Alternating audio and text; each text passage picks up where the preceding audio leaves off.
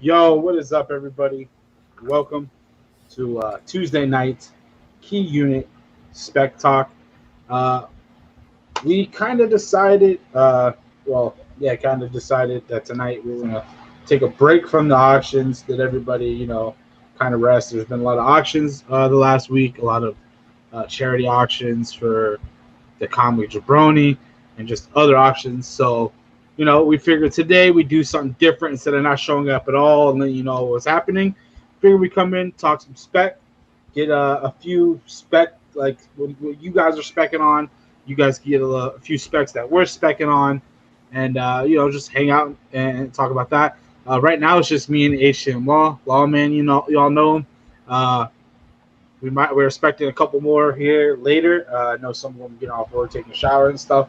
So hopefully once that happens, they'll hop in and then we'll have a few more people. I'm also going to drop a link for anybody who wants to join us and talk about this stuff with us, not just in the chat.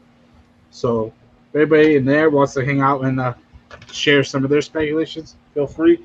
The link is there. So Lawman, what you want to go over what stuff you picked up today uh, Well, before we I start was showing specs? thank you, Jay Blitz, for having me on. Hello to everyone in the chat. I went to my LCS today because I didn't know if I had on my pull list the three Jokers, and I knew that some of those things were out, and so being kind of new back into the collecting, I figured I'd go down there and let them know, hey, pull because all different covers are out, and I really wanted the Red Hood cover and the Batman cover. I didn't Yeah. know if they were going to pull it for me, and so I went down there to ask, and lo and behold, they had everything out and up on the shelves, but they had a little paper on the front shelf saying not available till tomorrow.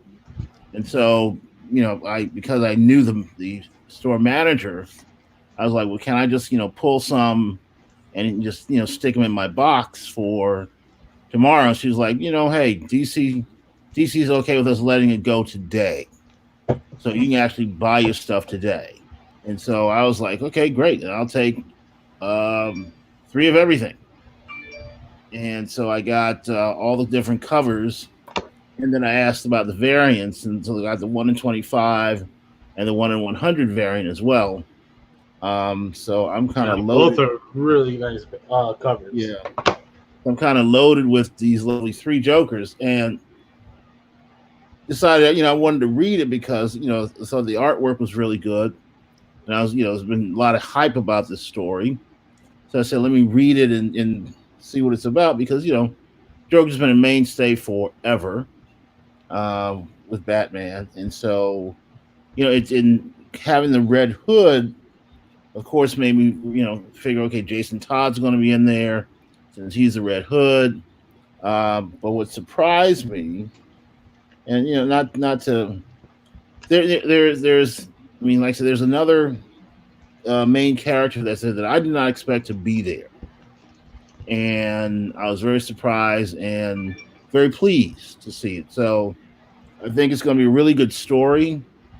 I went through the first book, and I'm not going to drop any spoilers because I want to make sure everyone gets Yeah, them. please don't. I've not got to But read it yet. no, I'm not going to do that. But I was quite intrigued by it, and usually the stories are I don't read the stories that much because I haven't been in the comics for quite a while. But this story is actually quite good, so I'm looking forward to the next issue when it comes out, and I think it's a really good story to get.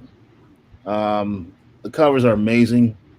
I mean, for those of you Yeah, who've seen the photos of it, I mean, when you have that stock paper in your hand, they really pop. They really pop. That is an absolutely excellent cover. yeah. And I thought so too. I didn't know this was going to be one of the covers until I saw. I saw a few of them already, but I hadn't seen this one yet. yeah, yeah. And it's the way I look at it, if we get to the point where someone, I mean, some people LCSs may not get them all because they are pricey books. I want to say they're what, $6.99 a piece. Yeah, there's I think cover prices $6.99. yeah, cover price I know some $6.99. LCSs are probably selling the 1 in 25 between $20 and $30. Some might be selling it for a little more. I'm not 100% sure. It's actually already starting to go up in price for the 1 in 25. I guess a lot of people like that the way that neon green pop. So you Oh can go yeah. ahead and keep going. I'm just gonna show the people the covers since I also got the whole set. So the way I look at it, if we get to, because we're not doing an auction, but some people may get them, some people may not get them, and since myself and Jay Blitz were able to get them all, probably put together a lot of each cover for you, a little over cover price, and then ship it out to you Yeah, if that's what you're interested in. But that's up to you guys. yeah, So because I that's can one. go. That's one thing. That's what I'm thinking. I'm looking at. But the other thing I'm interested in, because I think if any of you gone to my YouTube channel, I'm a pretty big fan of Stargirl, the series on the CW, and even though it's season one hiatus, I do believe it's coming back. They geared for it to come back, Yeah, I and just recently saw a trailer for the season 2. yeah, so I'm pretty sure that that's coming back. But they mentioned the one of the last seasons in the season finale had one of the girls hold up a diamond and say the name Eclipso. And for those of you who were collecting way back in the 80s, which is when I was collecting, you knew about Eclipso. Eclipso was, had a big crossover line through the DC universe, had his own mini series, one shot, and even had his own comic series for a little while. And, thinking that, if that actually happens, because all the JSA through Stargirl is really popping out, then the first appearance of Eclipso would be something to try to find. And so when I did my research, found out that it is House of Secrets issue 61, which actually was published back in 1963, which already is a pricey book, especially in a really, really high grade. It's about 700 bucks. But Eclipso comes through then, and if he does pop back up, and the popularity comes again, then that's going to be the House of Secrets books are going to be really interesting to get, and It, also the Eclipso first issue, which was in the '80s. So it's one of those things where if you're a fan, because all the JSA people are golden age, so that becomes an issue. So my thought is if you can find it in a good condition, you might want to get it. But it also belies the point of what actually do you do by speculating. And I think I want to ask you, Jake, what your idea of when you speculate is. Your idea of speculating to buy a book, hold it, and then turn around and flip it, or do you want to hold and invest in it and hold it for a long term? that's a good question. I mean, that could go it could go both ways. Sometimes you can get a speculation, get it, turn around and flip it and make some money. With a book like Secret, like the one you're talking about, that's a book that's already an older book and already has a decent value because of its age.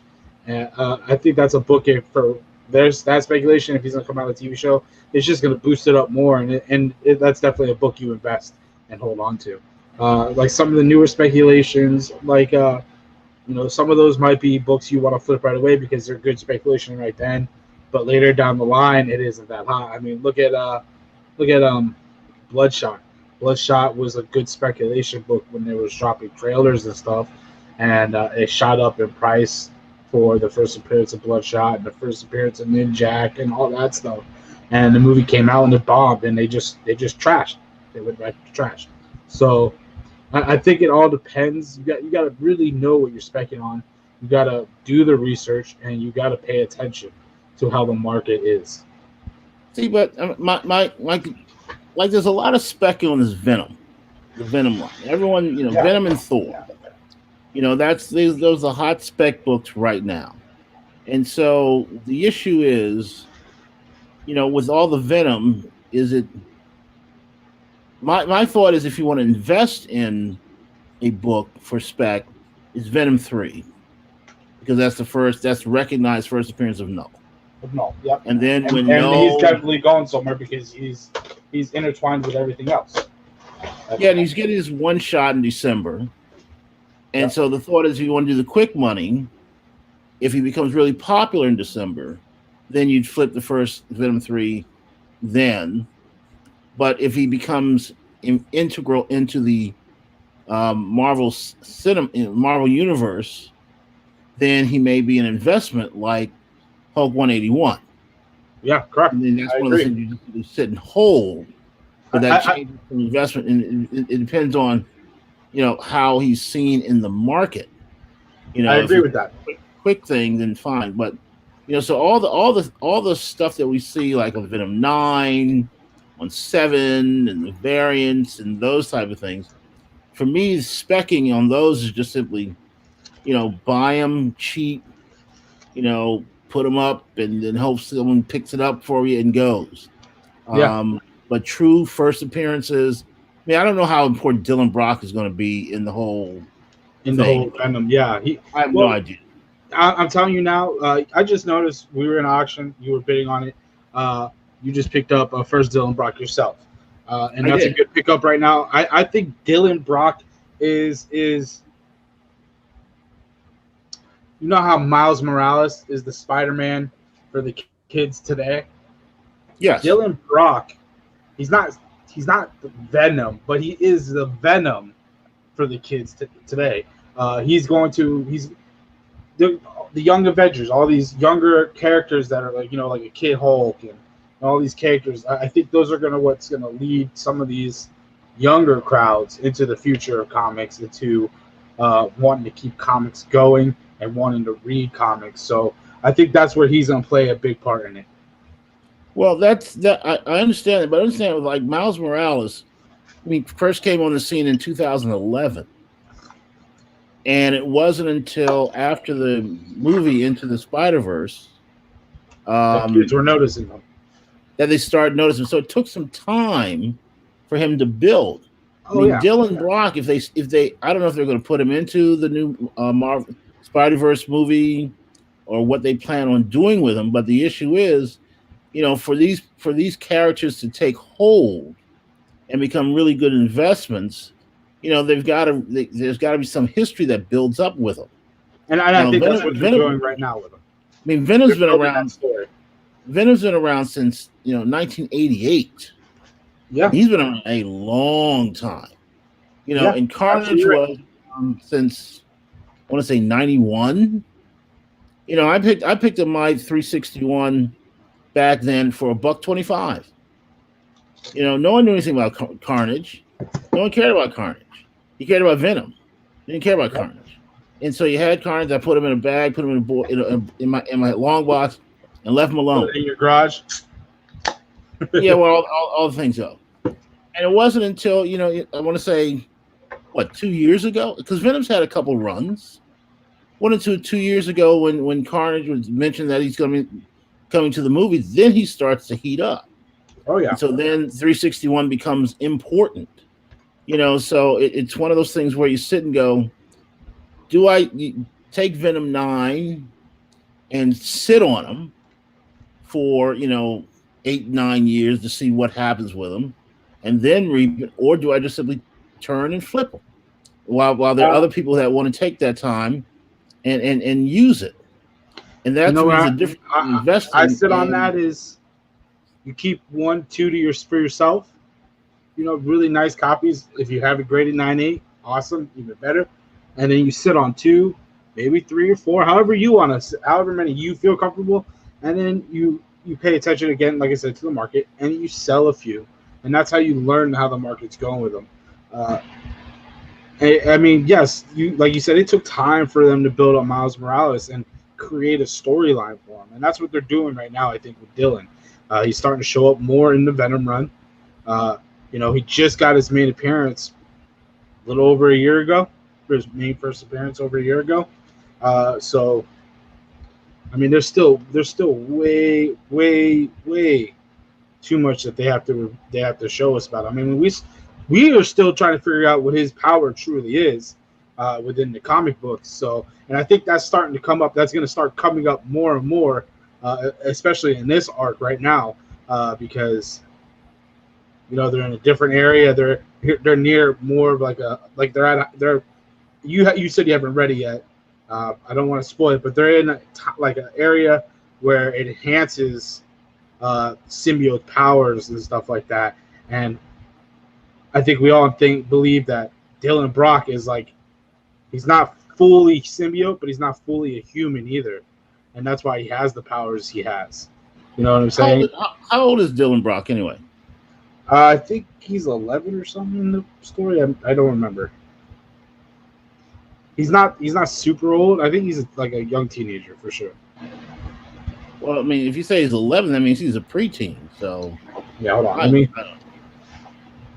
So I mean, between Venom, Carnage, and Dylan, I got to consider Dylan a minor character until, one, he's got to get his own book, got to get his own title, and then of course he's got to branch out and do some crossovers, and this becomes the anti-hero type thing. Yeah, I Miles agree. Morales and Spider-Gwen are heroes, and they've always portrayed as heroes. So when you go with Venom, anti-heroes, things like that, it's going to be it's they've got to do some real stuff to break them out. So I don't know what the thought is. So for me, for short term, I expect a little bit on Dylan Brock because he's new. All right, so Dylan is 9 years old. He's still young. He's still very young. Yeah, I mean, having not even a teenager. We have another member of the Key Unit joining us. Y'all know him and love him. I'm gonna play his intro real quick, just so you all know who it is.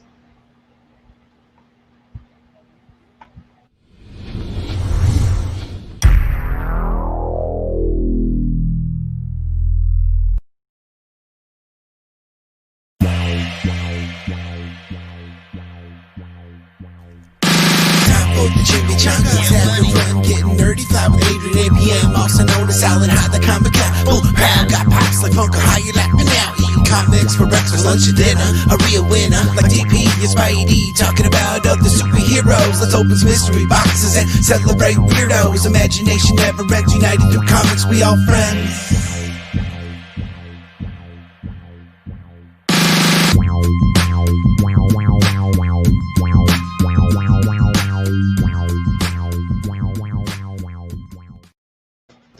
What's up, Adrian?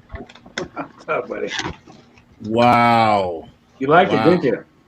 I had not seen that before. Oh, you haven't? Yeah, it's really good, right? He did all the that's him singing in the whole thing.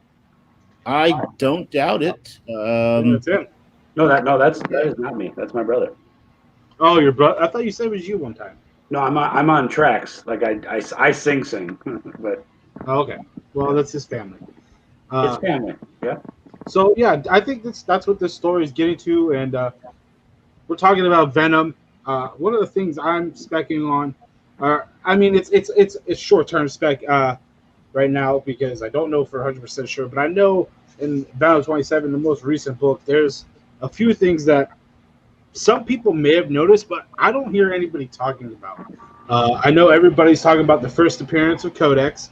I mean, that's what we were all waiting for because that's what we had the cameos for. And then some people have mentioned, even Key Collector is mentioned in this, the first appearance of well, let me go over here. They put it down as the first appearance of an alternate reality Agent Venom.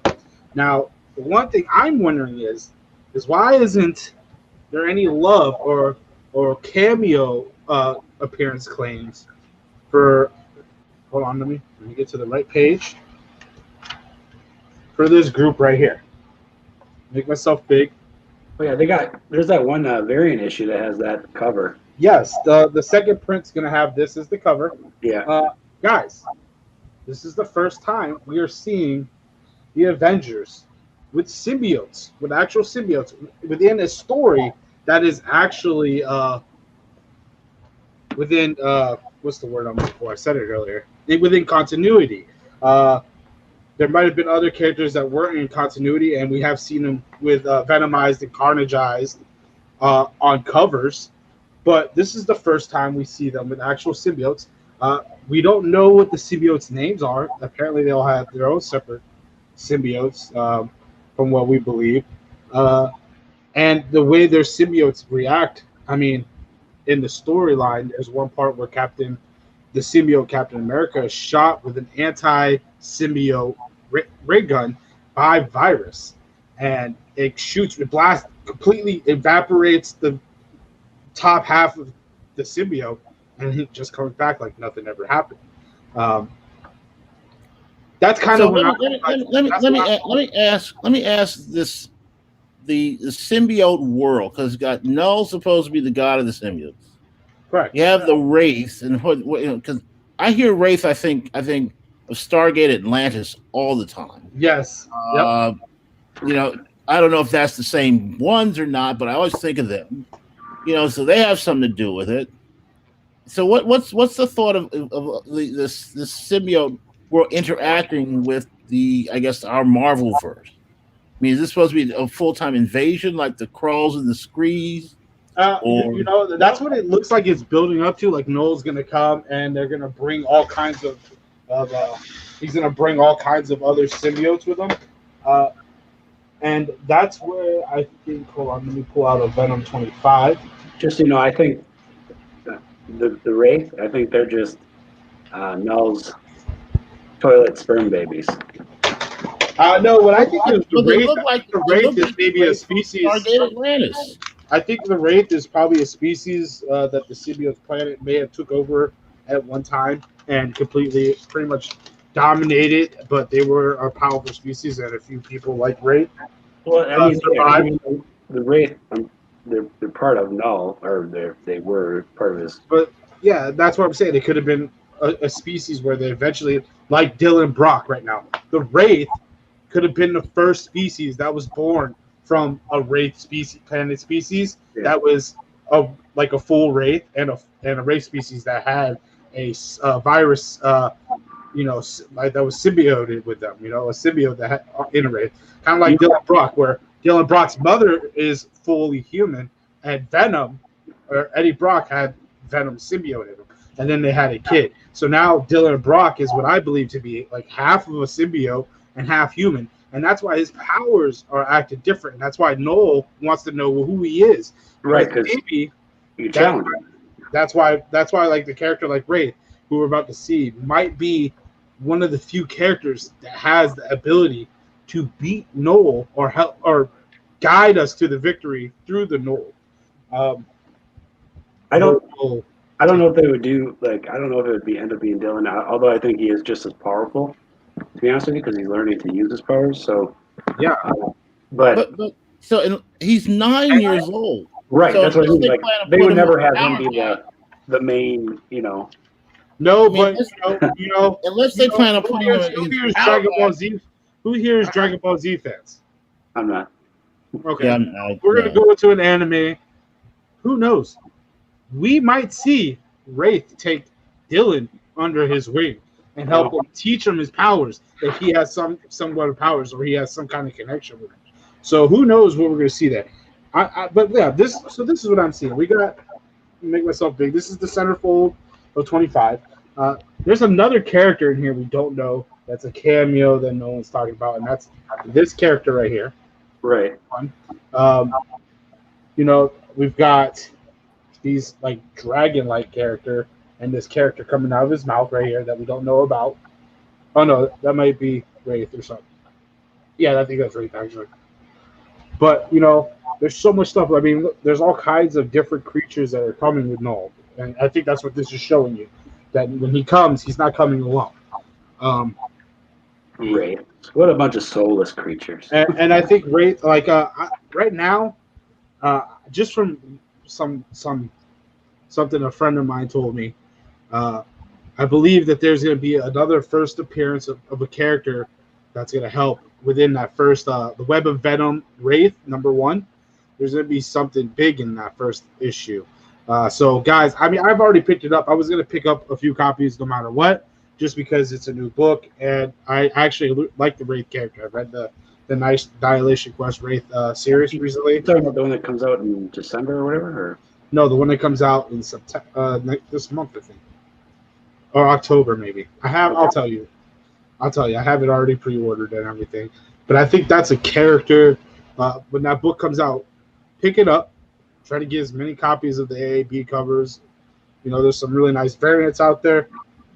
That's a book I'm specking on. I'm also specking on 28 and 29 coming with the Venom. Because, like I said, we have those cameo appearances of the symbioticed Avengers.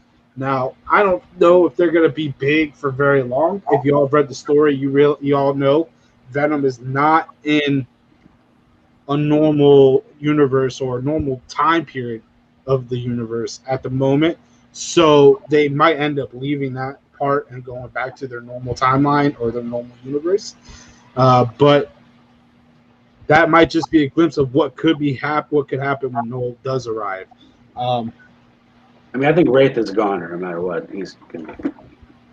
I do. I think there's a chance that he will be killed off, and that's where I think, like I said, in the Web of Venom Wraith #1, I think that's going to be a short story. I don't know if that's the actual, because the one you're thinking is the Clash of Gods or something like that. Okay. So I think the Web of Venom Wraith 1 might be like a 6-book short story or something like that. So it's a good one to pick up on, look at, get it. If it's a whole series, get the series. And I think that's when we'll probably get an introduction where Wraith will meet Dylan, if I'm specking right, and maybe Wraith will take Dylan under his wing for a little bit, and then Noel's gonna arrive, and Wraith is gonna be like an older brother figure to Dylan, and then Noel kills Wraith, and then that's what's gonna set Dylan off. And Dylan might get angry and go to the dark side for a minute. Might pull Star Wars turn on us or something. What Mark Spector is saying right there, like how Thor. I mean, spoiler alert. Look away now. Look away now. Look away now. How Thor just said to Galactus and took the power. Like, yeah, but you gotta remember, does he become the light and take out the dark? You know what other character could have did that a long time ago as well? Silver Surfer. Yeah. Silver Surfer could have killed Galactus the day he became Galactus' herald and got the power from Galactus. Yeah. He could have killed Galactus. The only reason he did it and never did is because Galactus held his family prisoners. He had something over him, and it made him not able. When Thor became Galactus' herald, he had nothing over Thor, and now Thor was already a powerful character who now had the even more power. So. I mean, in all honesty, that's fucking Galactus' fault. Don't be that dumb. So, I mean, it does not surprise me. It does not surprise me. Yeah, I mean, it's gonna be good, and I like some of the theories here, like that. Hey guys, remember this is just speculation. Like we're just none of this is even confirmed. If it comes true, hey, I mean, you all can thank me when you all get some books that are worth some money or something. Or you could think I think you should pick up House of Secrets 61. I think HDM Law is good spec on that. I mean, it's already a good book. No, that's for sure. There's a few people talking about that. That I don't doubt that. That I think that's definitely a good book to pick up. So. Well, yeah, I mean, it was already a decent pricey book before, but if Eclipso does come to the Stargirl universe, then yeah, it's going to really pop up in value. And be, because right now CGC 9.8 is like $700 on that book already, and there are very few of them because it was back in 1963. So I didn't realize Eclipso had been around that long. I mean, I knew he was around from the 80s, but I didn't know it was back in the 60s. And so he's there. But I mean, the problem I have with a lot of the guys specking now is it's more. Oh, what's going to happen to the story? And that's a lot because of the fact that there's no movies right now. I think this has been the best time for people because I'm sorry. Yes, we've had a few like, the trailer and this character's gone up because of a game or something, but a lot of books are holding value or gaining value solely on the story of the book, not not whether or not is it going to be in a movie.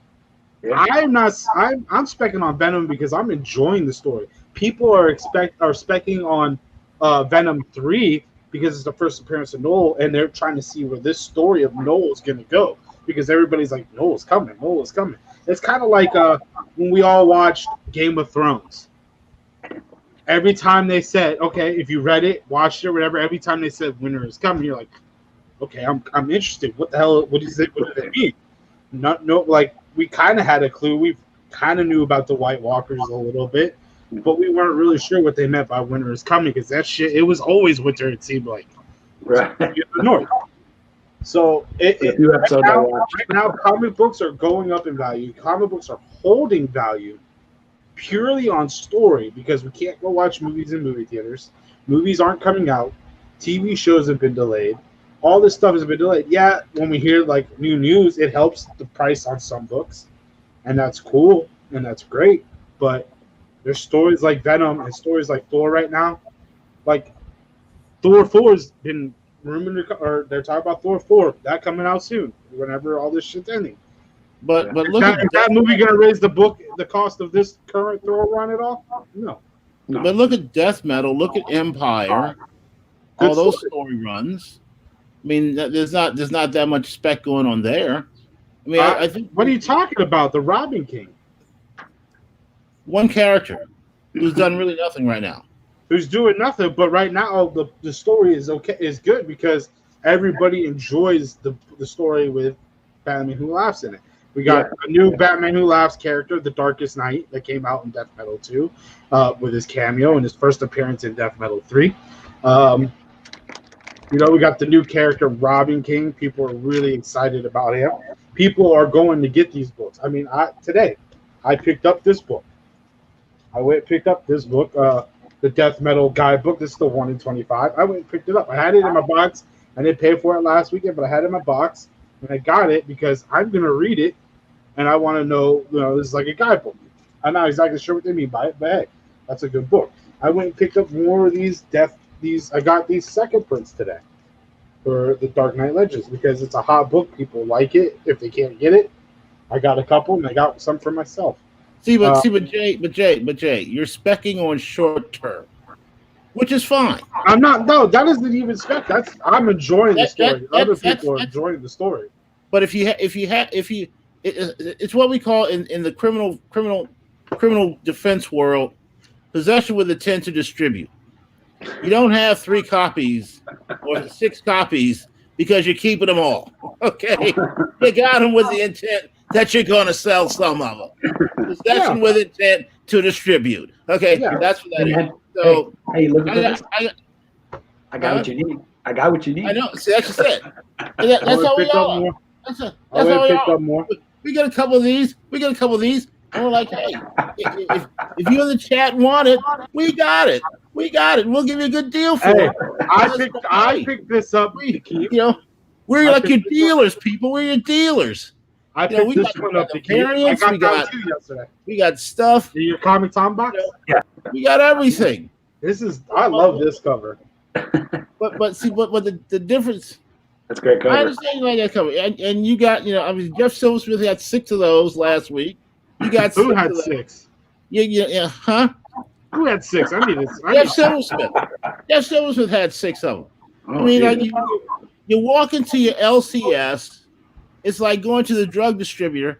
Let me get 6. Let me get 6 of each cover of the free drug.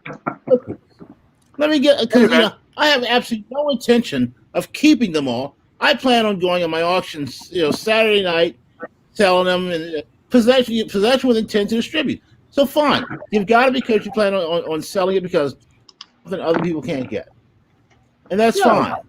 Yeah, that's true. And because it's a good story that people are enjoying it, or they wouldn't want it. Well, but the hope is that people are going to want it, and we'll keep 1 or 2 copies for ourselves for later. But the big thing is the real thing is Venom 3 for me is a buy and hold. Yeah, that's why I have two 9.8 copies. Happens with no or 9.8. Actual first appearances are important.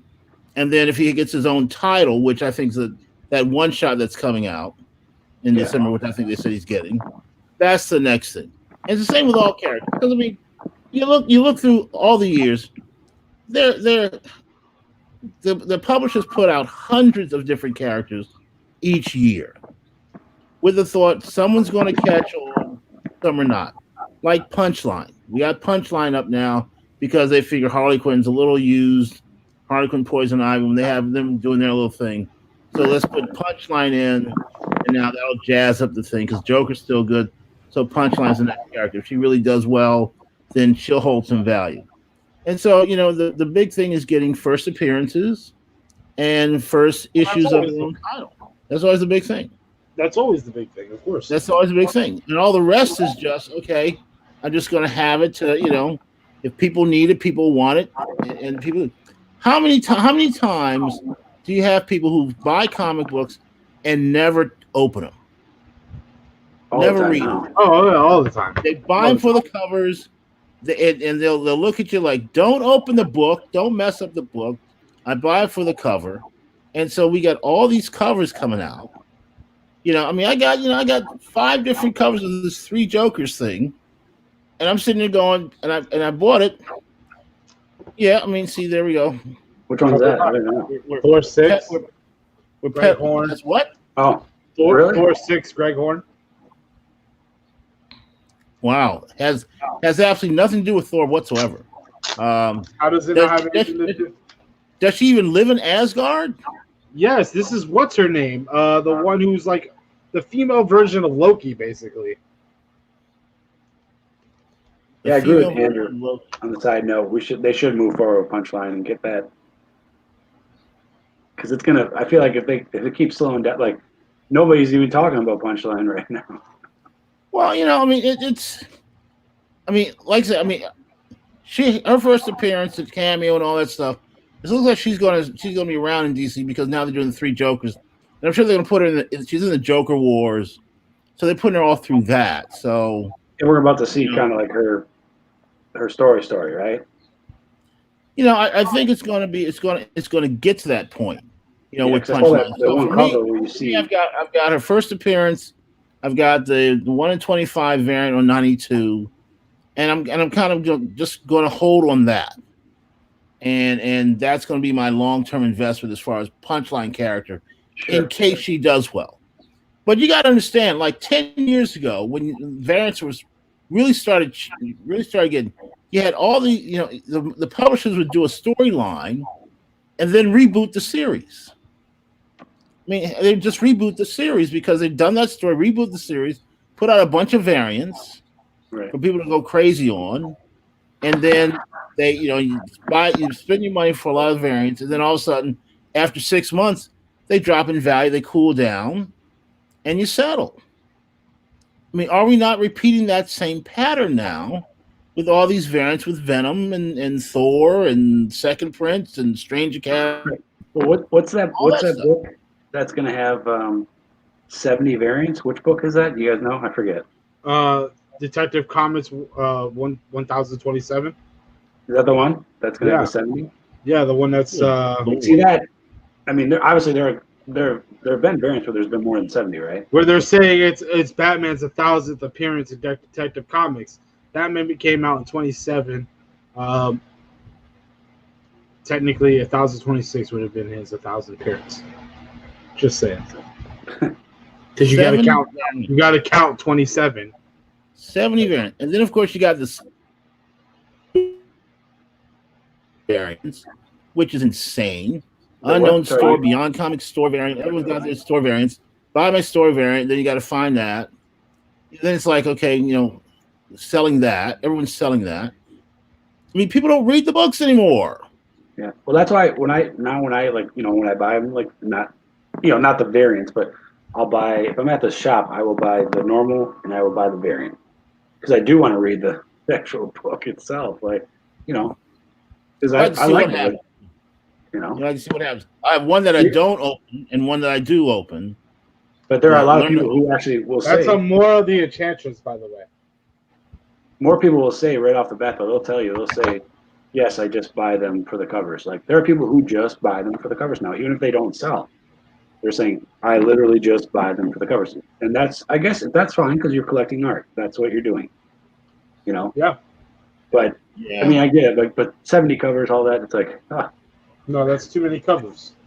like me honestly, like somebody in the chat said This was a lot of covers. This was too many damn covers. Right, and I got 3. I think I just got 3 of those coming, and that's all I need. And guess what? They're going to be for me to read, and that's it. You know. But this is a sick cover. I couldn't pass up that one. Oh yeah, well, I like that cover. You know, but I got each and every cover because when I got there, they were already in my box, each cover. So I was just like, you know what? Hey, they're in my box. I'll get them. Yeah. And for people in the chat, if you want one of those covers, you just let us know. Because I can get all those covers. We are in possession with the intent to distribute them to you. Yeah, absolutely. You just talk to my guy. He'll talk to his guy, and he'll take care. Yeah, we'll take care. If your LCS won't get those covers for you, we've got those covers for you. Yeah, my LCS is they don't actually get like the super high end variants. So I mean, once in a while they do, but not the super. Yes, high. Mark Spector made a great point right here. He said there could be 70 different variants, but the print runs won't be anywhere near the 1 million copies they were printing for one book in the 90s. So, I mean, that's true. A lot of these variants, they're only limited to 1,000 or to 500 or 300 and stuff like that. Yeah, my X-Force One. You saw that lot I sold. That was a nice little lot. Oh, man. I mean, they won't probably do 1 million copies per variant, but still. It ain't even going to be 1 million copies total with all 70 variants. Yeah, you can't chase them all. Usually... because like the era of print is declining, so they're not going to print that many anymore like they did in the 90s. You didn't have the computer like you had in the 90s. Just didn't have them, so you just got to wait. So, but I mean, that's how that goes. I mean, I bought everything. And I'll try to unload, a couple sets this weekend. If people are interested in it, and the rest I'll just keep and put them in the boxes as I have before. So that'll do it. But I got it for $30. Got to take $30. Oh, those the 1 in 25 for the 3 Jokers. Oh, okay. And the thing is, I know I could go on eBay, buy it for $25. But the good thing is on eBay, I don't get to see it up close when I pay that $25 plus shipping. So at my shop, I get to look at them first. I get to see if there are any dings or color rub on them before I make my decision. Yeah, that's my only worry when I order like a special one, from somewhere else. But yeah, if you want to buy it now, just let us know. We'll give you a buy it now price. And, yeah, man. Here's another book. One thing I saw. I think that another book I'm specking on, and it's buy it now for $250 shipped. Why are you specking on that book? First, Anti-Venom. There's rumor, not rumor, but they said they were going to have Anti-Venom in a TV show. The rumor is that Tom Hardy will be playing that character. But didn't Tom Hardy play the Venom? Yes, but Tom Hardy. That Venom isn't going to last very much longer before it goes to the Marvel Universe, and he's trying to transfer to the Marvel Universe ahead of time, I'm guessing. Because he really enjoys the Venom role. He likes the Venom role, and he kind of wants to keep up with it. So who's playing Venom in this coming movie? Tom Hardy. Yeah, it's still Tom Hardy, but I'm saying like he's going to play both the Venom and Anti-Venom. I think they're going to try to. Transfer this story, maybe. I don't know how they're going to plan it yet, but yeah. So we'll see how that goes. They'll do a crossover and let it hang well. Exactly. Why not let Tom Hardy do all of it? Just one big thing. And I was surprised to have Woody Harrelson as Cletus Cassidy. I didn't think that character was that old in the comics. I really didn't think he was that old. He is older. I just don't remember how old. I don't know. I think Woody Harrelson will do okay. It's interesting because, like I say, he is. He played Admiral Nimitz in Midway. So I'm thinking Admiral Nimitz as a symbiote. I guess it could work. We'll have to see. We'll have to see. I mean, they're actors. They're actors. So they want someone with a name, and I think he has a name. So Exactly. it'll That's be exactly right. interesting to see. So Spooky says Eddie Brock becomes anti-venom in the comics anyway. Yes, that's true. So who's regular Venom? Venom ends up going to another person. Okay. All right. So is anti-venom considered a hero or just another anti-hero like Venom? Yeah, basically. Okay. So someone sold the ASM 344. Yeah, Taylor, when he was a natural born killer, he was, but the most recent movie was Midway, where he played Admiral Nimitz. Yeah, that was a good movie. It was. I saw it. It was an interesting movie. His natural white hair, but I guess Cletus Cassidy is his natural white hair, so I guess it'll work that way. So do that. Did you hear from Mike anymore, or is he still in the shower? I have not heard from him. Okay. Sorry, I'm trying to find out his age for us right now. Now, Counts for All People says that you are going to be the new anti-venom. That's interesting. Who? He says you'll be the new anti-venom. That'd be cool, but I doubt it. Mm. So do you do the computer ordering for your books? Like get the preview magazines and go on your computer and somewhat not as much. I'm getting into it. Like I'm gonna be honest with you, man. I started collecting back in collecting serious collecting back in October of last year. I always liked comics, picked them up, bought them, kept them safe, read them, kept them safe throughout the years and stuff. I joined the army, didn't get any comics for like 5 years, got out, and then that's when I started buying more here and there as I saw them or whatever. But like October last year is when I really started collecting. So I'm kind of getting into the whole, having a pool list and learning what's coming out that's hot, what to get and stuff like that. So this is still a learning experience for me on this stuff. I mean, I probably know a lot because I do my research and I do read this stuff, and then I learn about the characters that I enjoy. I couldn't tell you a whole lot of DC spec other than what's new and coming out. Like the Death Metal stuff I'm enjoying. I just started reading that with the new one that came out before Robin came. So I couldn't tell you a whole lot of DC spec, but the Marvel side, I pay attention to stuff like that, and but I'm still learning at the same time. I mean, I know what books I like. Like Hulk 181. That's a gold book for me because that's my favorite character, Wolverine, and the Hulk is another one of my favorite characters. So you don't have 181 yet? No, I don't have a 181. Okay, it's on your list.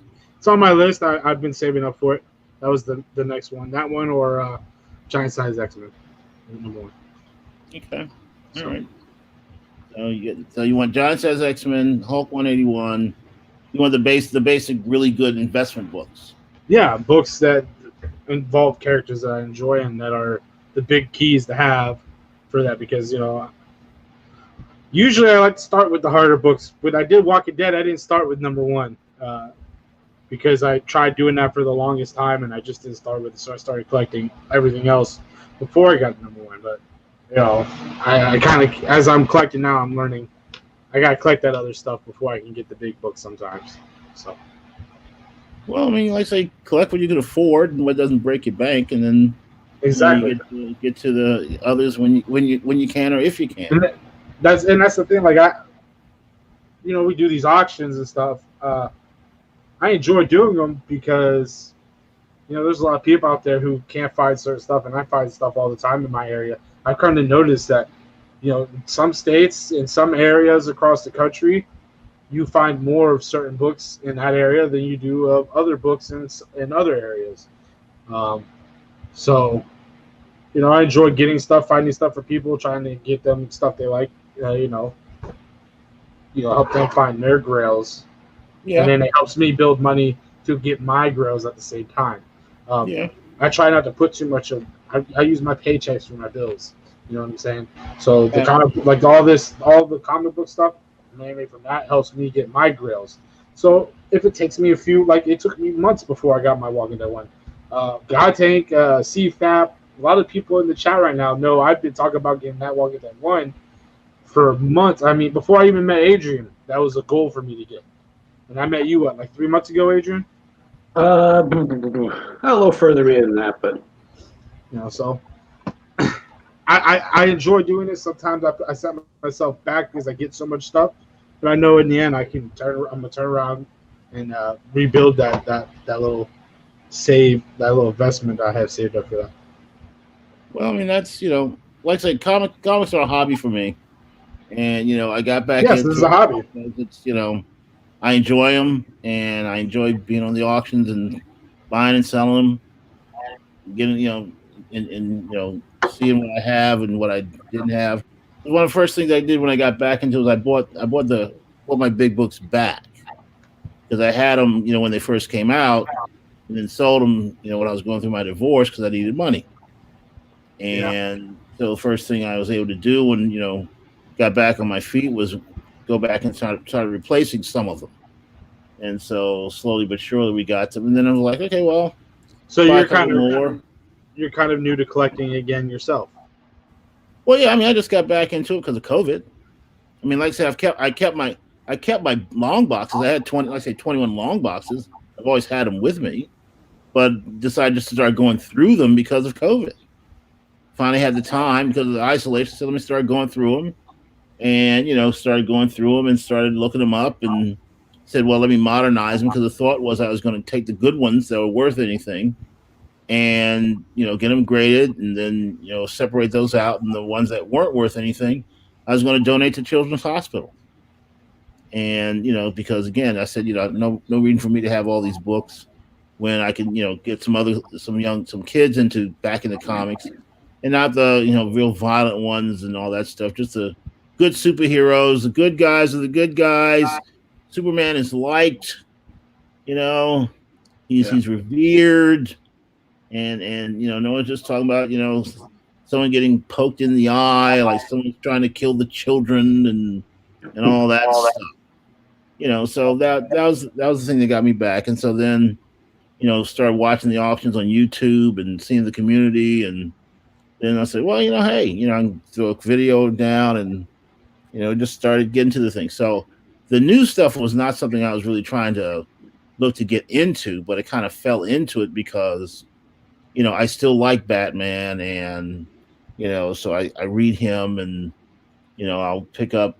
I like Doctor Strange, so the Strange Academy is decent to get.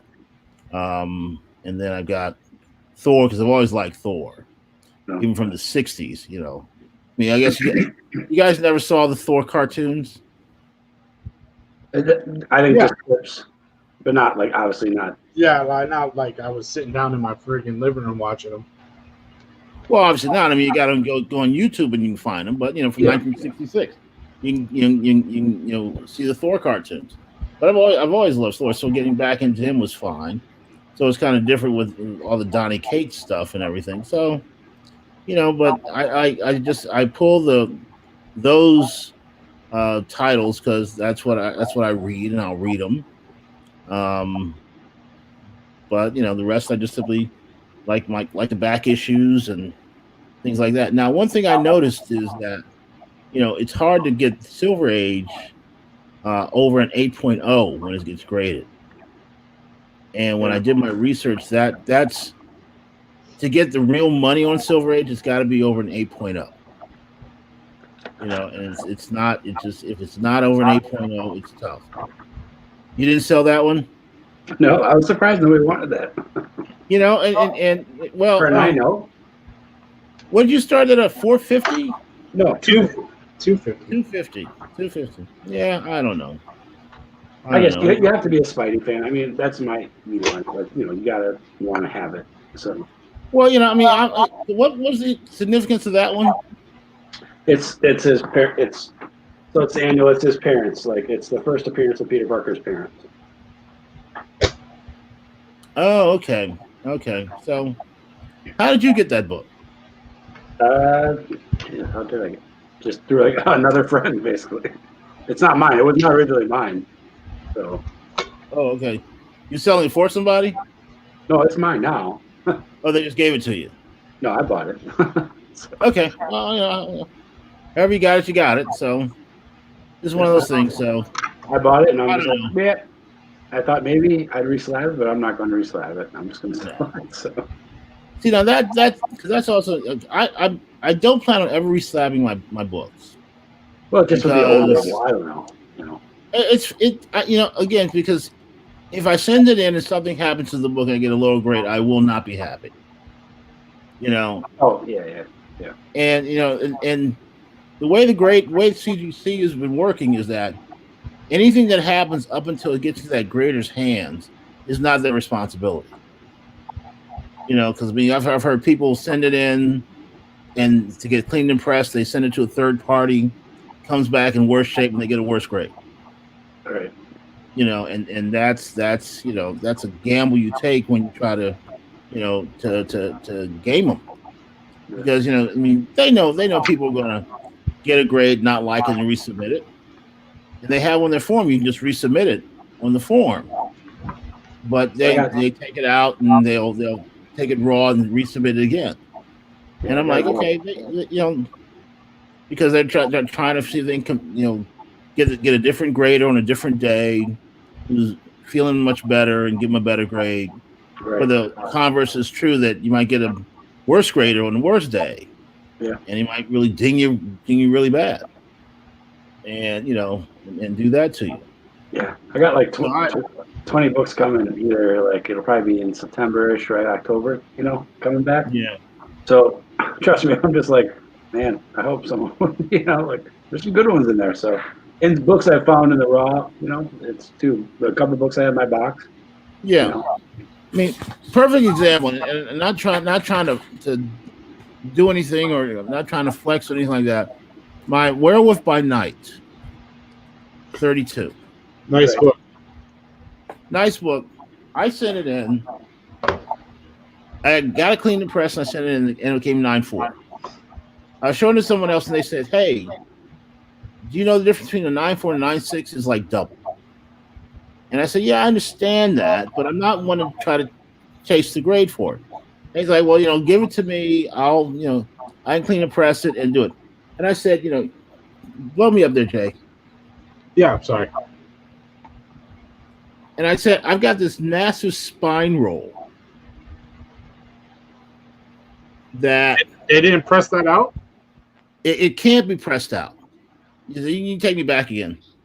Why can't because I asked several clean and press people. They said if I do that, it's gonna overlap on the front. Okay, so it's not a spine roll; it's a miswrap. Well, miswrap, whatever you call it, but it's still a nasty little thing. Okay. And so it can't be fixed. Yeah, because they miswrapped it and then they cut it afterwards, so it's already right. But like I was saying, back in 1988 when I bought the thing, no one heard about that stuff. No one knew. We didn't know about spine rolls or ticks or color rubs and none of that stuff because grading wasn't invented then. Yeah. No one cared. So then I'm sitting there going, okay, so I'm just going to be happy with what I got. True. I'm just going to take my 9.4 and I would not on a book like that. I would not complain about a 9.4.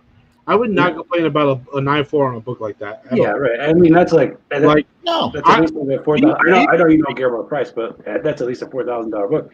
And I know, but still, it's a great 9.4. Come on.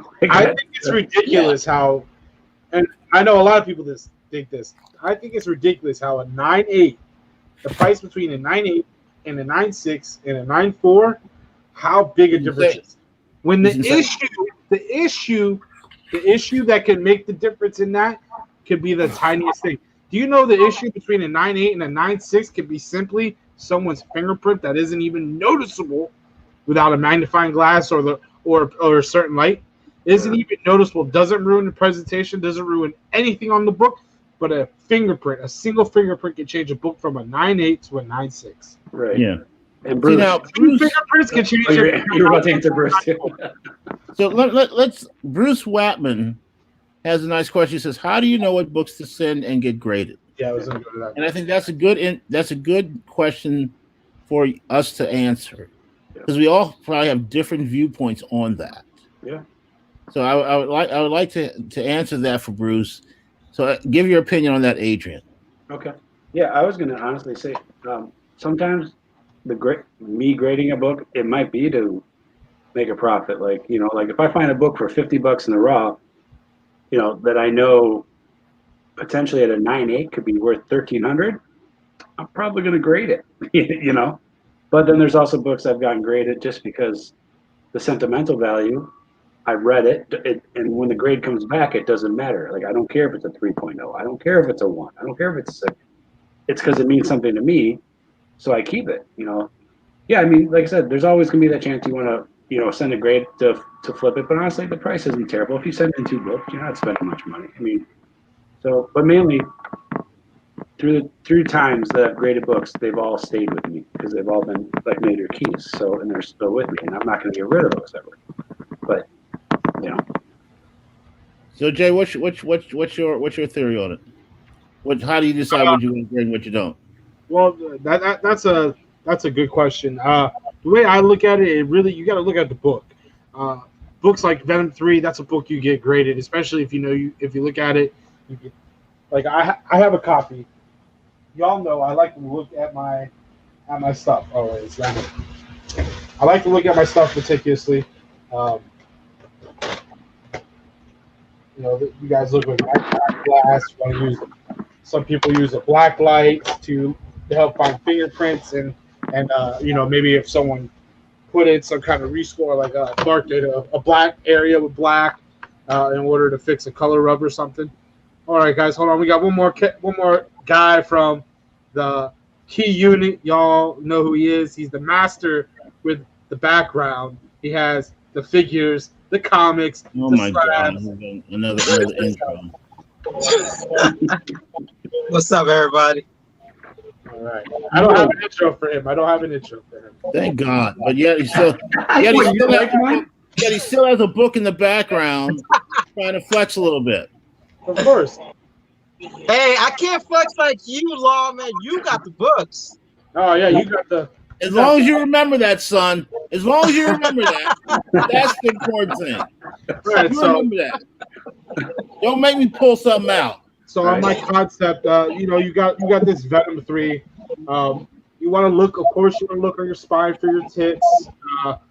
If they're color breaking, it's hard to tell on white if they're color breaking. That's where the black light also comes in handy, because when it does color break on a white cover, it does show a different color white. And when it breaks, you can definitely tell the difference using a black light.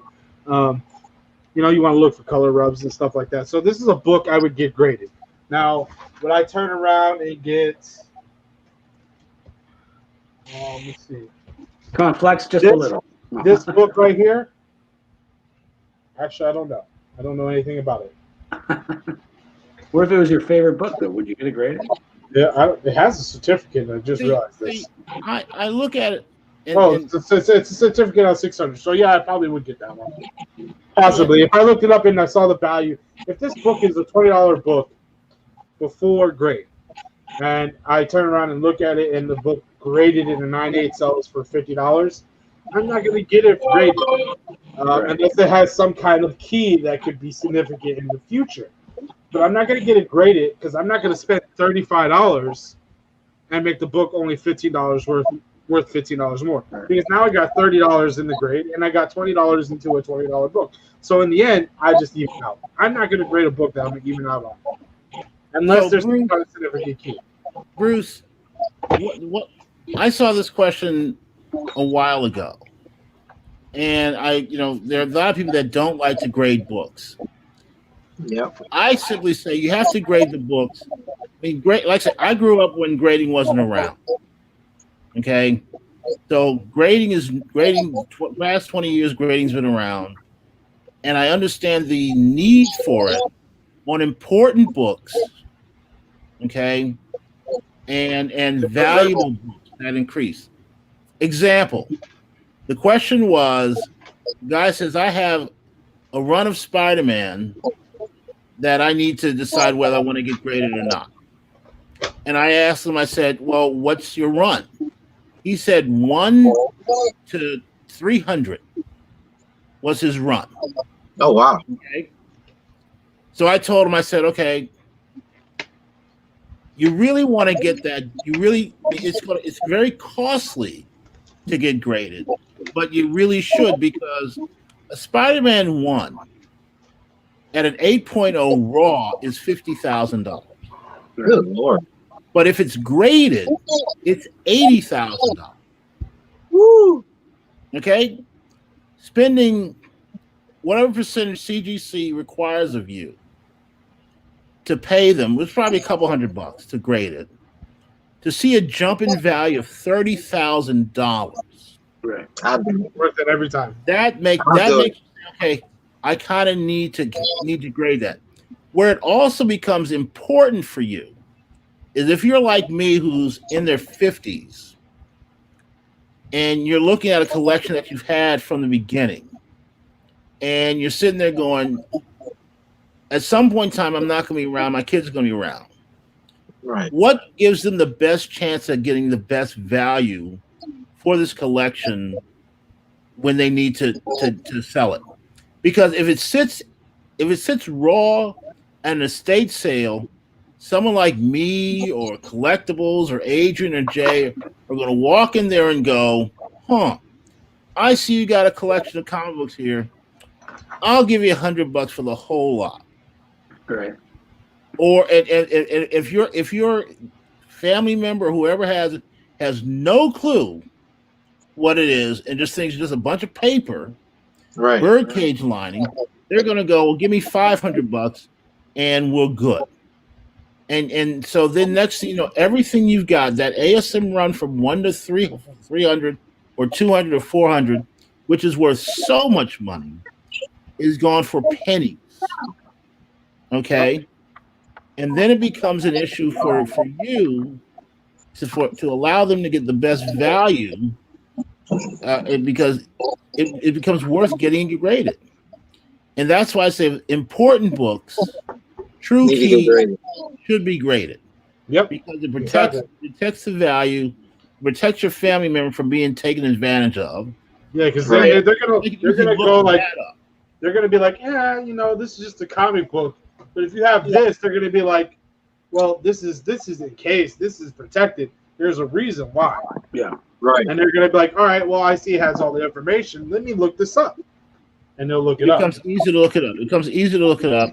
And yeah, when I go look at this, I'm gonna be like, well, this is cool and colorful, but okay, I see I see Batman, I see book one, like I gotta guess what it is, and they have a box of 1,000. They have 1,000 comics. They're gonna be like, all right, I'll do the first 5, and who knows, those first 5 are gonna be worth nothing. So they'll be like, oh, maybe the rest is worth nothing. Yeah, and that's basically the way I look at whether I grade or not. Is because I've got a lot of books in the raw that if someone comes walking and says, I'll give you 1,000 for the whole run of all your raw books, that's one thing. But the important books I've got graded. I don't like having to grade it, but I think it's a necessary evil because that's the way the industry has gotten to. Yeah. Sure. And my kids, if I had a 181 raw that was in really good shape, I would really kick myself if I didn't grade it. You really do. Right. If you have a 181 not in good shape, I have my 181 is in good shape. well, your 181's graded. I'm talking about Yeah, it it all. is great. It is great. No, I wasn't around. I wasn't around collecting when it came out. So yeah, the 181 is graded. But I had one that was raw. It was missing the stamp that I bought for $80 back in the 80s.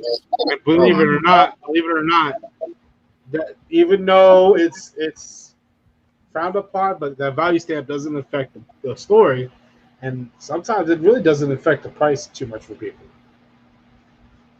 I mean, Well- it sucks. It sucks, but it's still. It all depends on the person. Yeah, it really depends on the person.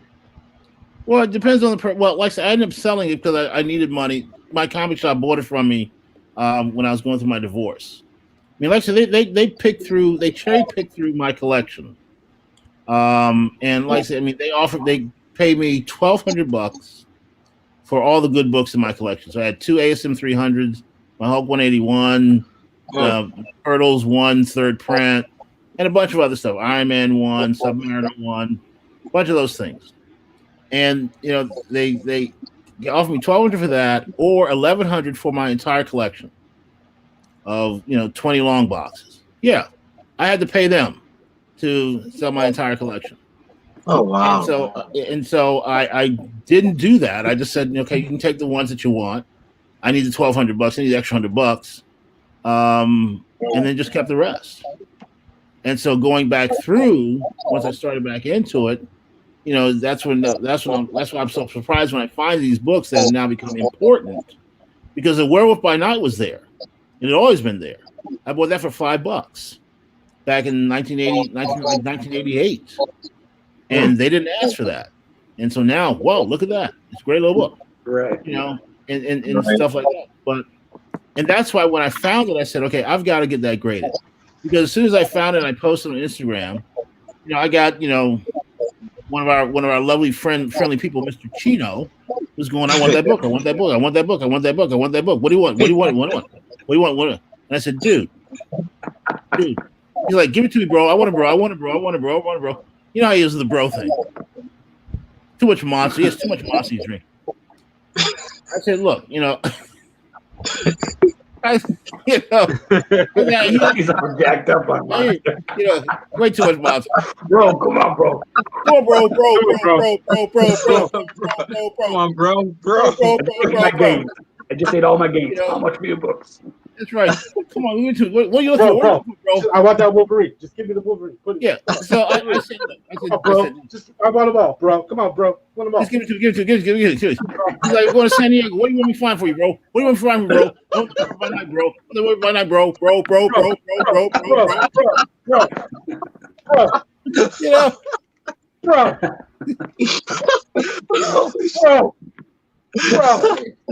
I love Manny. I had a good impersonation there. But I told him, I said, it's too important a book for me not to get it graded and see exactly the potential it has. And that's what? That should be the next APM mystery box. What does that mean? Adrian, he does his impersonations when he opens mystery boxes. So he should do Chino on his next box. Okay, yeah. Bro, I got this mystery box, bro, and I told him to give it to me, bro. But the problem is, people in the chat got to know Chino. They got to know Chino. Adrian, I'm sorry, Adrian. You're not hairy enough in the arms to be Chino. I know, yeah. You gotta get some hair on the arms. It's there, but it's there, but it's blonde. It's blonde. Yeah. You gotta get hair on the arms. You gotta get hair on the arms, and you gotta shrink 6 inches. Hey, I want to take a time out real quick. For anybody in the chat, anybody on the panel, I am looking for Silver Surfer Black, number 4, Peach Momoko. All right, that's it. Just wanted to let y'all know. I have that, just to let you know. Well, if you are willing to sell it, let me know. Well, I actually getting Peach Momoko to sign it right now. Oh, well, then, I mean, that doesn't help me unless you're willing to sell it still. Maybe, I don't know. You sent What's over up, to lady? Japan? You mailed it off to Peach Momoko? How much did you charge you for it? Japan, for her to sign it, they're going to come back here to get CGC through, they're going to get slab through CGC and everything. So it's going to be a signature. I almost did that too. I got that offer. I didn't do it though. Oh, okay. It's I would have done. CGC? Yeah. What's that? Okay, CGC signing thing. Okay. Yeah. Damn. See, At some point in time, someone needs. Adrian. someone needs to be able to do a database of signatures to determine their values, how Right. much they increase on a book. So if I gotta, Stan Lee, how much is his signature worth to increase the value in a book? So we know in the signature series is going to be this much and that much to get a better value of it. It can be done. It's just a matter of just going through and actually doing it. Because I'd like to know, if I've got, Jack Kirby's signature on something, how much does that actually add to the value of the book? Oh, sure. But so I mean, Adrian, if you can work on your Chino impersonation, please do. And do that. But the problem is, I think Chino likes to joke, but I don't think Chino doesn't like impersonations of himself. From what I've seen, I don't think he kind of laugh at you, but he kind of be like, yeah, fuck you. No, that's not me. That's not me. That's not me. Fuck you, bro. Hey, bro. That's not me, bro. That's not me, bro. Come on, Wolverine claws and come through that computer screen at you, bro. Yeah, I'm coming, bro. I'm coming. You know that's me on that cover, right, bro? That's right, Oh bro. my God. That's right. Oh, my Well, like I say, I love Chino and Manny because they're the first ones to kind of get me on this thing and get me on the platform and stuff. So no hard feelings if they're out there looking, Right. paying attention and lurking. No, they're good guys. They got good intentions. They're good guys. They are, and and they got this stuff. But yeah, I subscribe to Chino, and I love seeing his Apple Watch showing his workouts. Yeah, I know, right? And I'm always like, oh, he did pretty good. Every freaking day, here's his Apple Watch showing his workouts, and he works out like 4 times a day. He works out almost 4 times a day. Today's arms day, bro. Today's arms day, bro. Drink a monster and get my arms on. Do you even lift, bro? Do you even lift, bro? Bro. I'm so swole. I'm so swole. Manny with his, children's T-shirts that he wears all the time. All right, so gets him at the baby gap. I know me and Lawman have said some of the stuff we're specking on. I don't know if you mentioned anything you're specking on as of right now, Adrian. Me? Yeah. It's funny because I honestly had the thought today, like I was just getting annoyed by all the spec out there, but honestly, I've never been a big spec guy. I honestly, I'll be totally blunt with you. Like, I just kind of I go with the flow, and half the time I have what is being spec'd on, so it's like, oh, okay, I've got it. But the same thing with you. Try to read and enjoy, and then hopefully one day it does become good.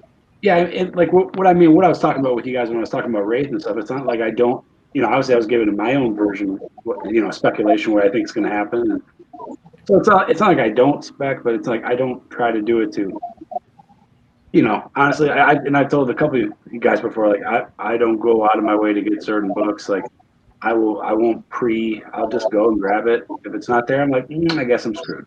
I'm not going to, I'd rather go buy a Golden Age or Silver Age book, you know what I mean? And just be like, oh, I'm happy with that. So, because it's just how I've always been. And it's just, there's nothing wrong with it. Well, Hawaiian Punch is out in the chat. Why don't you come on, Hawaiian Punch? Challenge, to all of to. Yeah, I see who that in the chat, but you got to go through initiation first. Yeah, we'll meet you in the we'll meet you in the alley. None of us here are big turtle people to that, so I don't know how much we can help you on that. Mr. All right, so how about you? What are you specking on right now? This may be like a few books I'm specking on. Like before I started collecting, I got into like Something's Killing the Children, especially with that whole Netflix and Boom deal that they go. That book, it just keeps steadily rising. It's slowly, steadily rising. So it's a good read. I love it. It's pretty much up there with Stranger Things. If you actually read it, and it's almost that same type of comparison as in thriller horror type stuff. So That's one of my specs is that number one issue for Something's Killing the Children, because if they actually make a show out of that run, that book's gonna just skyrocket big time. Is that title true to form? Is it actually something's killing the children in the book? Yes. If you, I can break it down to the whole premise of the whole thing. No, So- please don't, because I'm about to get number one, and I'm about to start reading it. Okay. I've not Okay, read so- any of it yet because I've been waiting on number one. So don't spoil it for me. Because right now I'm on 10 right now, I think. That's where I'm at. I got 1 through 10 right now. Yep. All I'm missing is one. And So someone who actually comes to our auctions is A-OK-ing me. So That's they're all. actually killing. Okay, so all right, you dropped the link. You dropped the link in the chat. That's for Who Dat and for Pine Punch? yeah, that's for Who Dat or anybody else who wants to come in and All right, Who Dat. There you go. and talk to Spec with us. Who Dat knows he's more than welcome on my channel at any time. That's my home. So come on, Who Dat, if you want to come on. Well, I told him I we thought you were doing storm prep, Who Dat. I don't think he wants to get Huh? Storm prep. Well, he's in Louisiana. So hurricane's going to be hitting him like in a couple minutes. All right. Oh, man. Well, hey, come on for a little while, Who Dat. Since you want to come on. Go on the back. Me and Who Dat, we good, bro. We ain't scared of no. Oh, I'm good with Who Dat too. I'm on his auction on Thursday too. No, I said we ain't scared of no hurricanes. Huh? We used to this shit. Well, whatever. Hurricanes don't phase us Floridians, and Whatever. I give everybody crap. I need to give everybody crap. Oh, that's so funny. Roman Curtis out there too, lurking. Hurricanes don't. That's phase- right, Hawaiian Punch. Don't phase us. Yeah, Floridian. Curtis out there lurking. He Okay, won't hop on with so back to what I was saying with Bruce. Bruce responded back and he said, thanks for asking. So he says, don't get everything graded. Look for the high-end books in your boxes. In general, yes. Yeah. There are important books Right. in the comic world that deserve being graded, no matter what condition they're in. If you have like a Fantastic Four 48, Graded. that needs to be Get it graded. Oh yeah. I don't care what conditions it's in. It needs to be Get it graded. graded. So that's what you have to do. If you go looking on the good guys, like Overstreet's a great guy. That's the big Bible of all of them. But any guy that says this is an actual true key, and you go to the key collector as well. This is a true key, and you have it. Then yes, especially if it's gold or silver age, it should be graded. X-Men 1 should be graded. X-Men giant size X-Men 1 should be graded. All those big things should be graded. Yeah. And so that's what you have to look for. But you also got to understand, grading is a costly expense. Right. And when you're in those really high value books, You're gonna pay for it. BBC is going to charge a percentage of the value of the book to grade it, because they know that them grading it just to the same possible thing increases your value thousands of dollars. Yeah. So they're like everybody else, going to have their hand out and say, well, I'm helping you. You need to help me out. Not going to do this on the $20 tier. You're right. We know what this book is. You know what this book is. We know why you have it in here. So we're going to get some money. So it will be costly to do. If you had Spider-Man ASM from number 1 to number 200, you're looking at a ton of money. Yes. Well, Polka Dot Man's going to be in the. He just said something about Polka Dot Man. Well, he's going to be in the new Suicide Squad. So yeah, sure, get it graded. Polka Dot. Yeah, he's going to be in the new. He's in the new Suicide Squad. Oh God. Don't do that. I think what they did with the I mean, Suicide Squad is they just they're like, oh, we were trying to get 2 series. Let's just be goofy and funny with this next one. And I think that's what they're doing. So. Oh, okay. Yeah. So now, but that be wise in what you get graded. That's the biggest thing. I mean, there's certain things that should be graded no matter what the condition they are, because they're that important a book. Right. And so that's how you have to look at it. It doesn't have to be high quality, but it's got to be that important. If it's that important a book, then yeah, you should spend the money, get it graded, and that way at least it helps preserve it in the condition that it's in. Right. And definitely don't always base things off of eBay. Everyone don't always, because like honestly, like Overstreet might not be always accurate, but if you are looking up gold All right, and hold silver, on. use Overstreet. I have to stop you on this. For gold and silver. No, on the fact, where do you think people like Cover Price, Overstreet, eBay. Comic Book, they get their general census of sales from Off of eBay. Right, but I'm They saying, go by their sales and then they average it out. I'm saying So for in the golden end, age it's all books, coming from eBay. for golden age books, you a lot of time you won't find them sold on eBay. That's what I'm saying. No, you won't. No, you won't. There's some, of course, there's going to be some, but there's a plethora of them you will not find. I'll tell you that. Yes, but a lot of the times, if you don't find them sold on eBay and you're going by Overstreet price, they're also going by an auction house. And Well, I mean, that's fine. when they go by an auction house, you got to remember that auction house ends up selling it for Way a more. higher price because not only are they selling the book, but they also got to make the fees and all that stuff too. Well, if Overstreet told me I had a golden age book worth $500, I would value it at $3. That's just how it worked, though. Yeah. So that's how I work. Well, I mean, the problem with eBay is that there's some books that haven't sold on eBay for years. Yeah. And so you have no guide, so you just have to go to Overstreet. Yeah. You got to go to Overstreet. Yeah, I know. I'm saying that's fine. Going to Overstreet is fine, but don't knock out eBay completely. I'm not knocking them out. I'm just simply saying if I mean, because for example, guy got a 9.5 on a Uncle Scrooge McDuck thing. Okay. And you looked on eBay and said the last time that sold on eBay was 2014 for $100. Yeah. Clearly, that's not the. All right, guys. Now, hold on real quick. Not to interrupt you. Yeah, hey Shimon. Our brother can wait. Our turtle brother in the half shell. Hey, shush. Our brother in the half shell. Y'all know him. Y'all love him. Who that comments? Mute that man. Put him out. Till I'm done my talking. First of all, Earth 2626. How did you get the internet to join us on Earth 1? How did you get there? How did you get the internet to join us? Because I saw you in the chat, Earth 1. How you doing, Roman? Earth 1 Roman. But let's get back to speculation talk, okay? That's what we're supposed to be talking about, speculation, okay? First thing I'm gonna tell people. Blow me away. I'm ready. Well, first thing I'm gonna tell people. Books like this are not going to show up on our auction. I'm going to go sidetrack real quick. These are getting graded, so people asking about books like this, when you got high grades, a couple 98 candidates, I'm just throwing it out there for people who are like, man, where's the keys at? They're at CGC. That's where they're going to be at. The only one out of here is probably not potential 9.8 is the Daredevil, and I'm still expecting a 9 or better. All right. So is there a reason you were flexing these books there? Who that?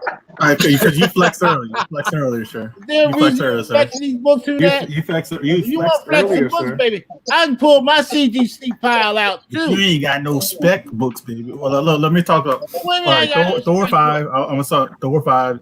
Here we go. That's at CGC. A book that I've been telling people to spec with, and I think even Blitz should know this one because I've said it multiple times on different platforms. I've said, get the first Moon Dragon. There were talks about her for the next movie or the third movie. Drax's daughter? So that's what I've been doing. I've been getting Iron Man 54, her first appearance. I have actually 3 of these. I'm waiting for one in the mail. And then I said I'm a little crazy and I purchased a 9.4 with some of my auction money.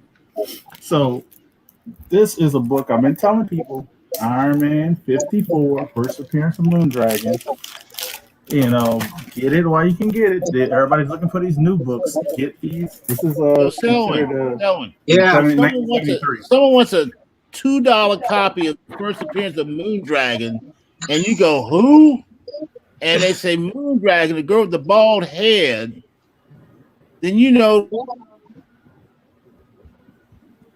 Oh, thank you. Yeah, get rid of it. If we lose them, we didn't lose them. Now, if ever she gets her own TV series, the woman hadn't even had her own title yet. Hey, hold on. I'm a timeout. I need a 20-second timeout. Collectibles Lounge know what I'm talking about. We missed the middle part of your conversation. Or I might have. Yeah, no, you froze for a second. All right, he froze. All right, then give me a 20-second timeout. Restart your point, sir. I heard the beginning and end. Didn't hear the middle. Yeah, he froze up a little. I'm not joking. Yeah. Why you won't believe me? You won't believe the black man? These guys tell you it's okay, but you don't believe it. I'm light skinned. Why you gotta bring the race into it, bro? I'm just messing with HG. He my brother. But look, this is spec talk, not race talk. I gotta mess with Love, man. I miss messing with Love, man. I like when he's on the auction. Yeah, but you don't mess with him this Thursday. No, what I was telling Sel when I said was that if someone comes up, because Selwyn says you can always find the book. If someone comes up to you saying they want the first appearance of Moondragon, who's been around since 1974, never got her own title, never did nothing, because she's coming up, they'll get that $2 book from you. They're not gonna get it for $2. Look on eBay right now and find me one for $2. But that's one for $20 that's not torn up. That's now because she's been rumored. You want to bet. I'm saying, what would you rather spend? A 9.8 Thor 5 that's like $300, or would you get a 9.4 from 1973 for $300? It all depends on what you're trying to do. If I'm trying to make my money now, I'm doing the Thor 5. If I'm going to do a long term and pray that something happens with a character that's already, 30, 40 years old, pray she blows up at some point in time. Yeah. I mean, but Moondragon's just like the Red Guardian. I mean, they're minor characters that have been around a long time, which really had. She's a minor character in the comics, but you gotta look where the movies go.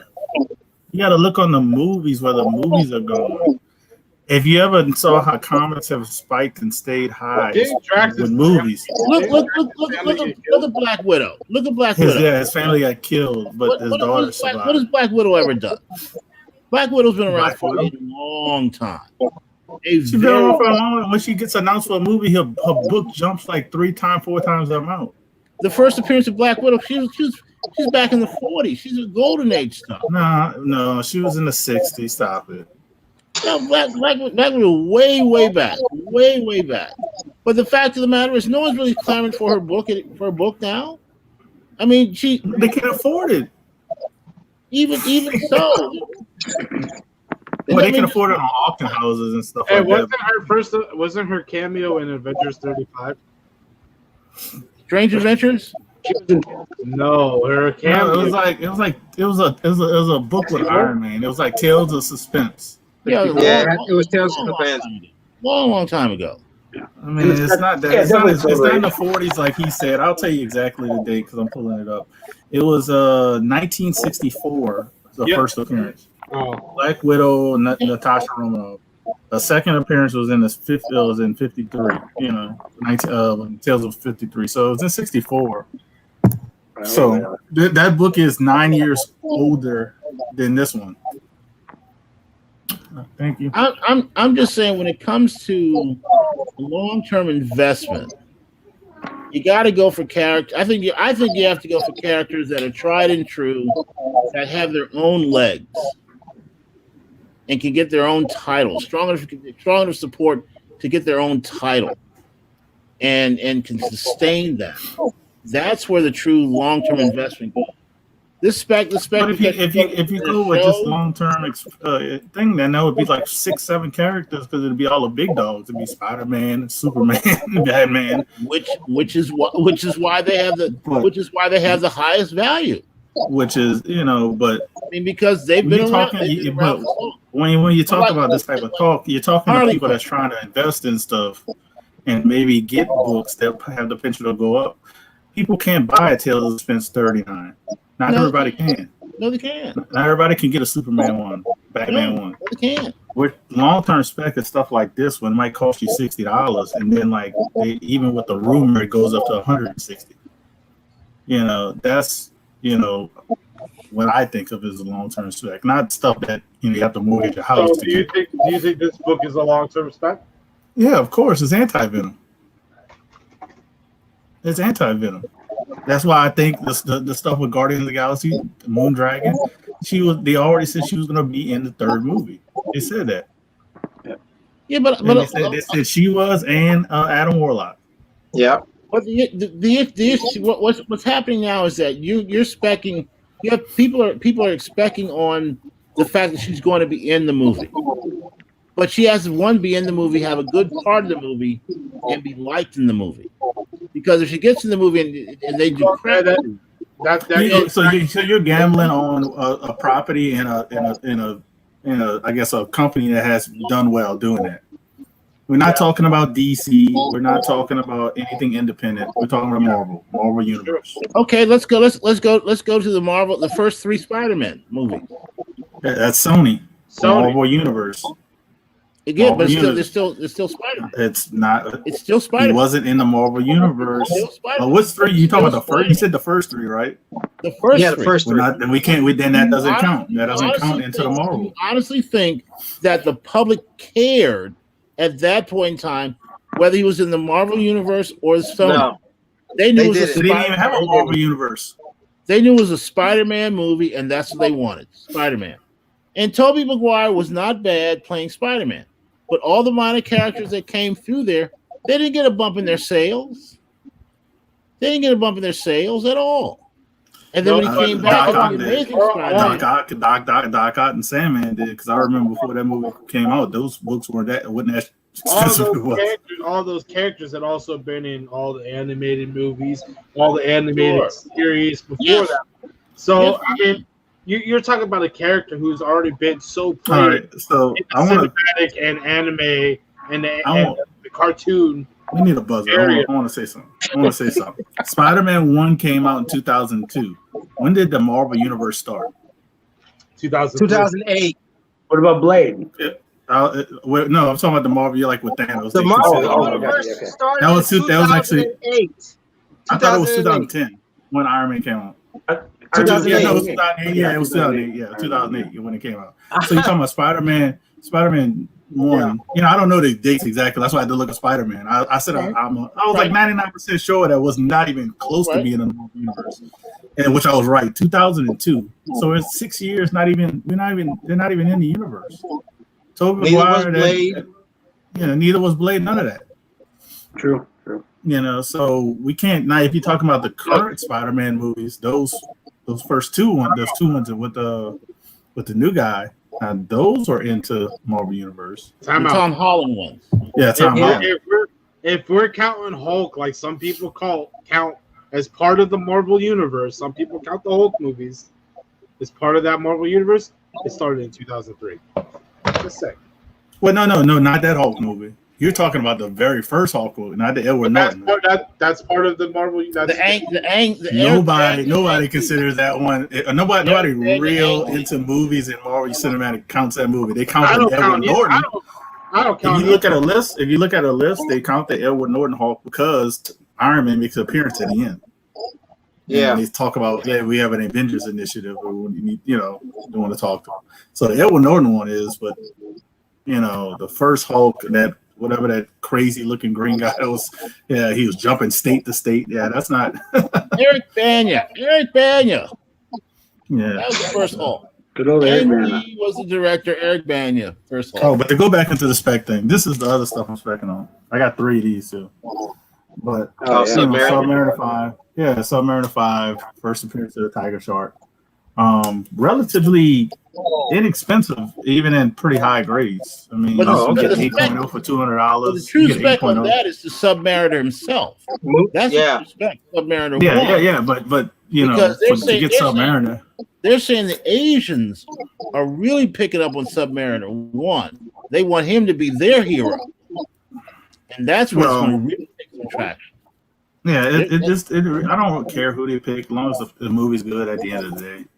I mean that's what we want. We want them to be the end of the day, but but for us to understand what we're specking because the thing is, you got a Submariner 1 that's pretty decent. Put that in the Asian market, you might get a ton of money for it. Well, I mean, if you did that, it wouldn't make sense for the movie wise because they talked about Africa, the earthquakes off of Africa for Wakanda, and that's not even China is not even close. I know we can swim there, but the Atlantis is supposed to be close to Wakanda and not half across the world.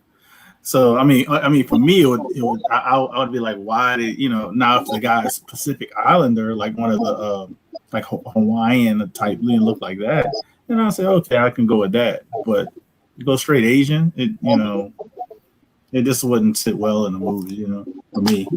But that's just another character I'm specking on. You can get inexpensive, Why would you spend $40, $50 on a modern book that came out 2 weeks ago? You can spend that on this, Yeah. Yeah, if you get a good copy of it. Like I said, you can get an 8.0 graded for like around $200. Yeah. 8.0 for a book, a Silver Age. Yeah. Everybody's speaking, what is it, Black Winter? All right, that's a villain, right? I'd rather have this villain for $300. Yeah. Well, if I'm going short-term spec, I want the Black Winter. If I'm going long-term, then I'd probably do the Tiger Shark. Oh yeah, if you're going short-term, trying to get it graded and get rid of. But long-term, I'd do that. Or even now, this is a short or long, depending on how long the TV goes for.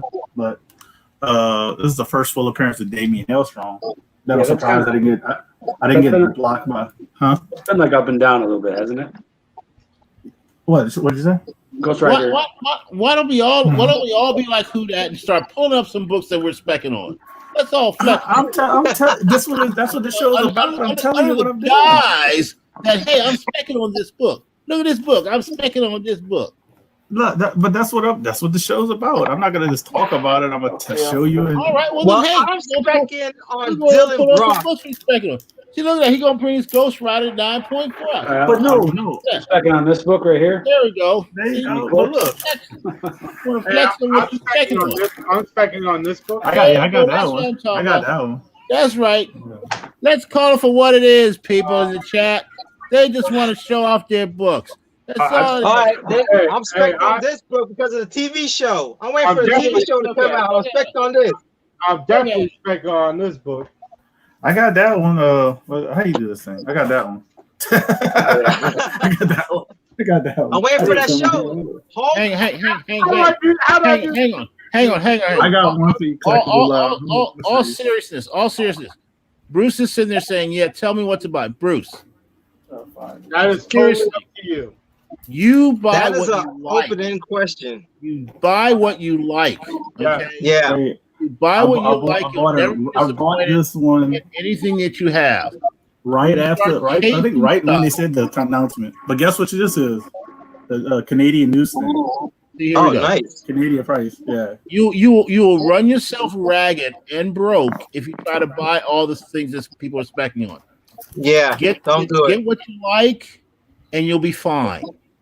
If it happens to gain money, great. If not, at least you enjoy the book that you bought. I like Marvel, so I don't have a problem buying Marvel books. I understand and specking on Marvel books. You got someone in the chat that's probably has a pen and paper out trying to write down all these books that you're specking on. Oh no, but look! I tell them. I don't have a problem telling them. I'm not like some of these little like hidden groups that talk amongst themselves. I don't have a problem telling it. But you know why? Because like a person that I'm surprised didn't get blocked by. I'm gonna tell the story real quick. Surprised I didn't get blocked by because he said, "Ooh, the Damien Hellstrom is getting a TV show. You gotta go get Marvel Spotlight 12. That's his first full appearance." I said on his IG account, I said, "Hey, CGC notates the first full appearance of Damien Hellstrom in Ghost Rider 2." Right. And it was comic. It was Mr. 101. And I'm surprised they didn't get blocked when I told him that because he was trying to push the other book. But CGC notates it here. They also notated the Ghost Rider 1. Oh, they said cameo, I think. No, it says first appearance. No, it says, but this one says first full appearance. Well, I'm just saying, like, what's the difference? I'm just saying, Bruce, like, maybe a few $100s, a few thousand. Fine. You want to know the difference between first full appearance okay, so you know how X-Men 210 is the first appearance of Marauders, right? Mhm. And X-Men 211 is the first full appearance of Marauders. The only difference between that is in Marauders, that's a team. That's more than one character. So in the Right. first, you get a first appearance of Marauders, so you get like a couple of members and they name the team. But in 211 is when you get to meet all of the members of the team, and that's why it's a full appearance. So how is it that first Ghost Rider 1 is the first appearance of a single character, singularity character, and then Ghost Rider 2 is the first full appearance of that same singularity character? I could get it if Hellstorm was 2-3 different characters, or if it was like Moon Knight and said, hey, well, Moon Knight has 3 different personalities, and in Moon Knight this one you met that one personality, and then Moon Knight this one you met the second personality, and then third one you met the third person. Then maybe that's the full appearance, because now you've met all the different personalities. But I just don't get why do they do that? I'm just asking. I don't know. I just want to look up to confirm what I'm look. I just saw something else. Well, why are you doing that? This is a book that I'm look! No, it says first full. It says first appearance of Son of Satan, Damien Hellstrom in cameo. That's the whole sentence on CGC Slack. Well, yeah, some of them say that, and some of them say first full appearance. I've noticed that too. I've noticed them say nothing at all about it. On like some of the old Go ahead, Selwyn. All right. Since we're respected on books, I got a nice image book that's been attached with a director. We're talking about Philadelphia right here. Oh yeah, This is my spec book right here. It's supposed to be I haven't read it. TV show or a movie, I believe. They're gonna either do with this book. So there we go. You got 2 of I those. found one at was it Second and Charles? Oh, nice. Like $2. It's a really great read for real. I'm telling you. So that's my spec for that book. Okay. I mean, that's an independent book, right? That's an independent publisher. Image. It's an image book. Yeah, a lot of independent books are really good things to spec And I on. think that one actually had a They're getting low print run. Yeah. Yeah, it does. I think It that has was low print run. Well, I get shy away from the independents. I really do. Again, I've been a DC Marvel person all my life, and that's where I was staying. I'll just stay there and be done. Here's another one to spec on that's an independent that I've started reading. I just got done reading this one. You just now starting to read that? Yeah, again, I started collecting back in October, so I missed a lot of the beginning of these. So I just got this recently. I have all the rest already, but I just got number 1. I think last week sometime. Okay. I read that, and I heard there's actually talk about this becoming either an animated series or a TV show. So Yeah, Boom got that contract with Netflix, so yeah. I think they should go animated with how the art is in this book. It's already, Yeah, I know. It's already anime-esque. You know what I'm saying? I got all 10 of them right here. Yeah. I think Well, I tell you, how quick you can reach for the books. Well, I got this one. here's another good. Here's another good one to spec on. Beautiful book. You get yours yet, Lawman? Yeah, I haven't gotten it back from Mike yet, but I already have a copy. Beautiful book. I already have one of those.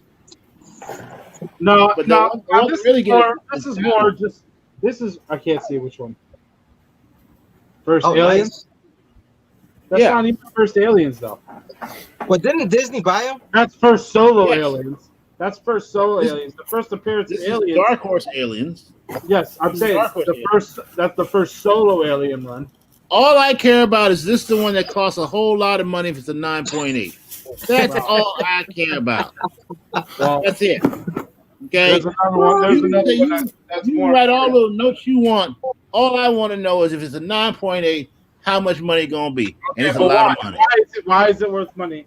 There's other ones that have more significance, like the first appearance of an alien, the first appearance of a queen alien. How about Alien the first Queen. alien? Yeah, the alien queen. And how about the first battle of Predator versus Alien? As they say in the streets, don't hate the player, just hate the game, baby. Ah, Well, I don't know what they say in the streets, but Don't hate pick up the player. Young Avengers 1 if you can. I just say that. Here's what it is. If I can. That's that. Everyone that got those 9.5s, man, I'm so jealous of that. So I could have bought a 9.5 for cheap. Why didn't you? I could have bought like 20 20 of these. I'm not gonna lie. This guy on Instagram, I can say it now because he flooded the market with them. He flooded the market with probably like 50 of these. He just had them sitting in like was sitting in his garage. I'm being honest. That's what he said. He had them sitting in his garage, and he just got them way back in the day. And he got about half of them signed, and some of them not signed. And dude, I'm saying 50, but it was probably more though, like 100. Whatever the limit was, he might have had almost all of them. Like, he might have had the whole stack. But he's always pulling out like another 10 to sell. He had 10 more unsigned copies and 2 signed copies. I missed out on the unsigned, but I got the signed copy because I didn't mind because CBCS is doing yellow lib. So that book right now is going raw for over $200 unsigned. What book are you talking about? Young Avengers 1, the Wizard World. Oh, the Young Avengers 1. Yeah, Young Avengers 1 with the Wizard World exclusive. Okay. I'm just waiting for Dylan Brock to use his full powers. So my other spec is that Venom 9. I am waiting. 9 years old. He said he was 12 earlier. He said he was 12 earlier. No, he's not. No, he's not. He's not. I said I think he's 11, old. but he's 9 years old. Oh, okay. I mean, but what does that have to do with anything? Some 9-year-old with their full powers. I mean, come on now. He's already. I got a question. I got a question. When it's a spec, that means you're symbiote. I guarantee he's gonna play a big part when the King in Black comes in December. I guarantee it. No, I believe you on all that, but what I'm trying to say is a lot of Marvel stuff when they have teenagers that get their powers, 13, 12, because they're getting into that age. He's close enough to that age, and guys, males mature faster. He might have his full powers, like he's saying. He's still learning them. Wait. Who? You are a parent. Yes. Mm-hmm. You know boys do not mature faster than women. Well, I can't attest to that. I can go by my own history. And then the boys catch up to the girls. Yeah. At 12 years old, I'll show you pictures. I'll show you pictures of myself. 12 years old, I had a mustache. It's not going to be flipping up Bye, Bruce. The God of the symbiote. Hey, Bruce. Let me just say that. Not going to happen. If Donnie Cates lets a 9-year-old boy beat up the God of the symbiotes, you need to take his pen away from him. Hey, what makes you think it's going to be him by himself? Who's he going to be with? He's just gonna superheroes. He's gonna be a key aspect, of course. They're building him up like that. If you gotta the Avengers gonna be read it. But it's not gonna just be Dylan and Eddie. It's gonna be the Avengers too. This is the entire fucking Earth versus Null right now, and Dylan is just being built up to be a key aspect. So, were you listening earlier when I said I believe Wraith is from another planet that may have bred with? Now, does that not make sense? It does. Okay, so and then if you read the Web of Venom, the new one that's coming out, he is from a different planet. Apparently, he was some Skrull. His parents got killed and all this other stuff. So, yeah, he is from a different planet. I think, like I said, I think Wraith and Dylan are going to meet up. Dylan and Ben and Brock are going to find out Wraith's story. And Dylan's gonna be like, all right, well, teach me, because he's gonna be like, you kind of are similar. You might be able to help me learn and control my powers and stop having these visions. Because I think what's gonna happen is Dylan's gonna keep having these visions of Null, right? Yeah. And he's gonna end up doing something bad right before he meets Ray, and then he's gonna be like, oh shit, and then he's gonna meet Ray, and Ray's gonna teach him. Makes a great point when he says this conversation has taken a weird ass turn. Yeah, you are right. It has. The Dylan Brock should team up with because y'all were talking about maturity and Power Pack, and go around and do whatever they do. And the Powerpuff Girls and the Rugrats See, And then, now you know, you're taking it. You're taking Now, it. now you just being silly. Now you Yeah, you because being Franklin silly. Richards is an Omega level mutant. So stop it. Omega level mutant. Stop it. Franklin Richards. He is. What's his name? Look at what's his name's son. How old was he when he was like basically fucking destroy the entire planet with the thought? Oh, are you talking about Professor X's son? Was it X's son or the other guys? I think it's Professor X's son. Yeah. Yeah, one of the sons or something who could literally destroy the entire planet with the thought. Yeah, he was Omega level mutant. He was Omega level mutant. And look how old he was.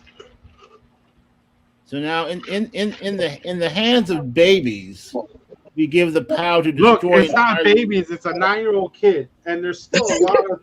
Who knows? Bro. Noel could be here. Noel could be there 2.5 years later in the story. Not the tomorrow. Not next week. By the time Noel gets here, he could be an 18-year-old kid for all we know. Rafe will sacrifice himself to make the little guy turn into like the ultimate power somehow. Yeah, it's like when Goku sacrificed himself to Cell to beat. Just So a thought, a Gohan, random so thought. Gohan could beat Cell. Okay. Like Rafe will sacrifice himself. It'll make the little dude go from 9 years old to like 20, like just automatically. Look, Dylan is Gohan, Wraith is Piccolo, Goku is Eddie Brock. You lost me. You totally lost me. I'm laughing because I know he's talking about. I know you know. That Eddie Brock is Goku. Goku's gonna be like, you know what? I think my son can beat him, so I'm gonna fucking die or something. And then he's gonna get really upset, and he's gonna become all powerful, and he's gonna think about me, and he's gonna beat me. Right? Something like that. Yeah. Yeah, look at Liliana Rasputin when she first showed up as a kid. Oh boy, Magic. Ileana Rasputin's magic? Yeah. Yeah, she is. Where have you been? What magic? What are you talking about? What Magic the Gathering? No, Magic from the New Mutants. God. Magic. He ain't got no comics in his garage. He lying to us this whole time. My comics stopped in 1993, people. That character's He been out came out that. before 1993. And again, I didn't keep up with them because I was raising my kids. Magic. Having a life. Okay? Had a life. I don't read comics all the time. I'm older than all of you. I'm older than some of your parents. We know that. Nobody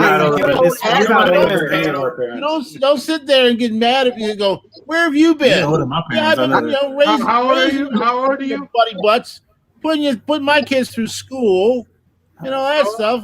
How old are you? Excuse me for not knowing every little character. Ileana Rasputin. Before your all-time speaking, how old are you? Pardon me? How old are you? 56.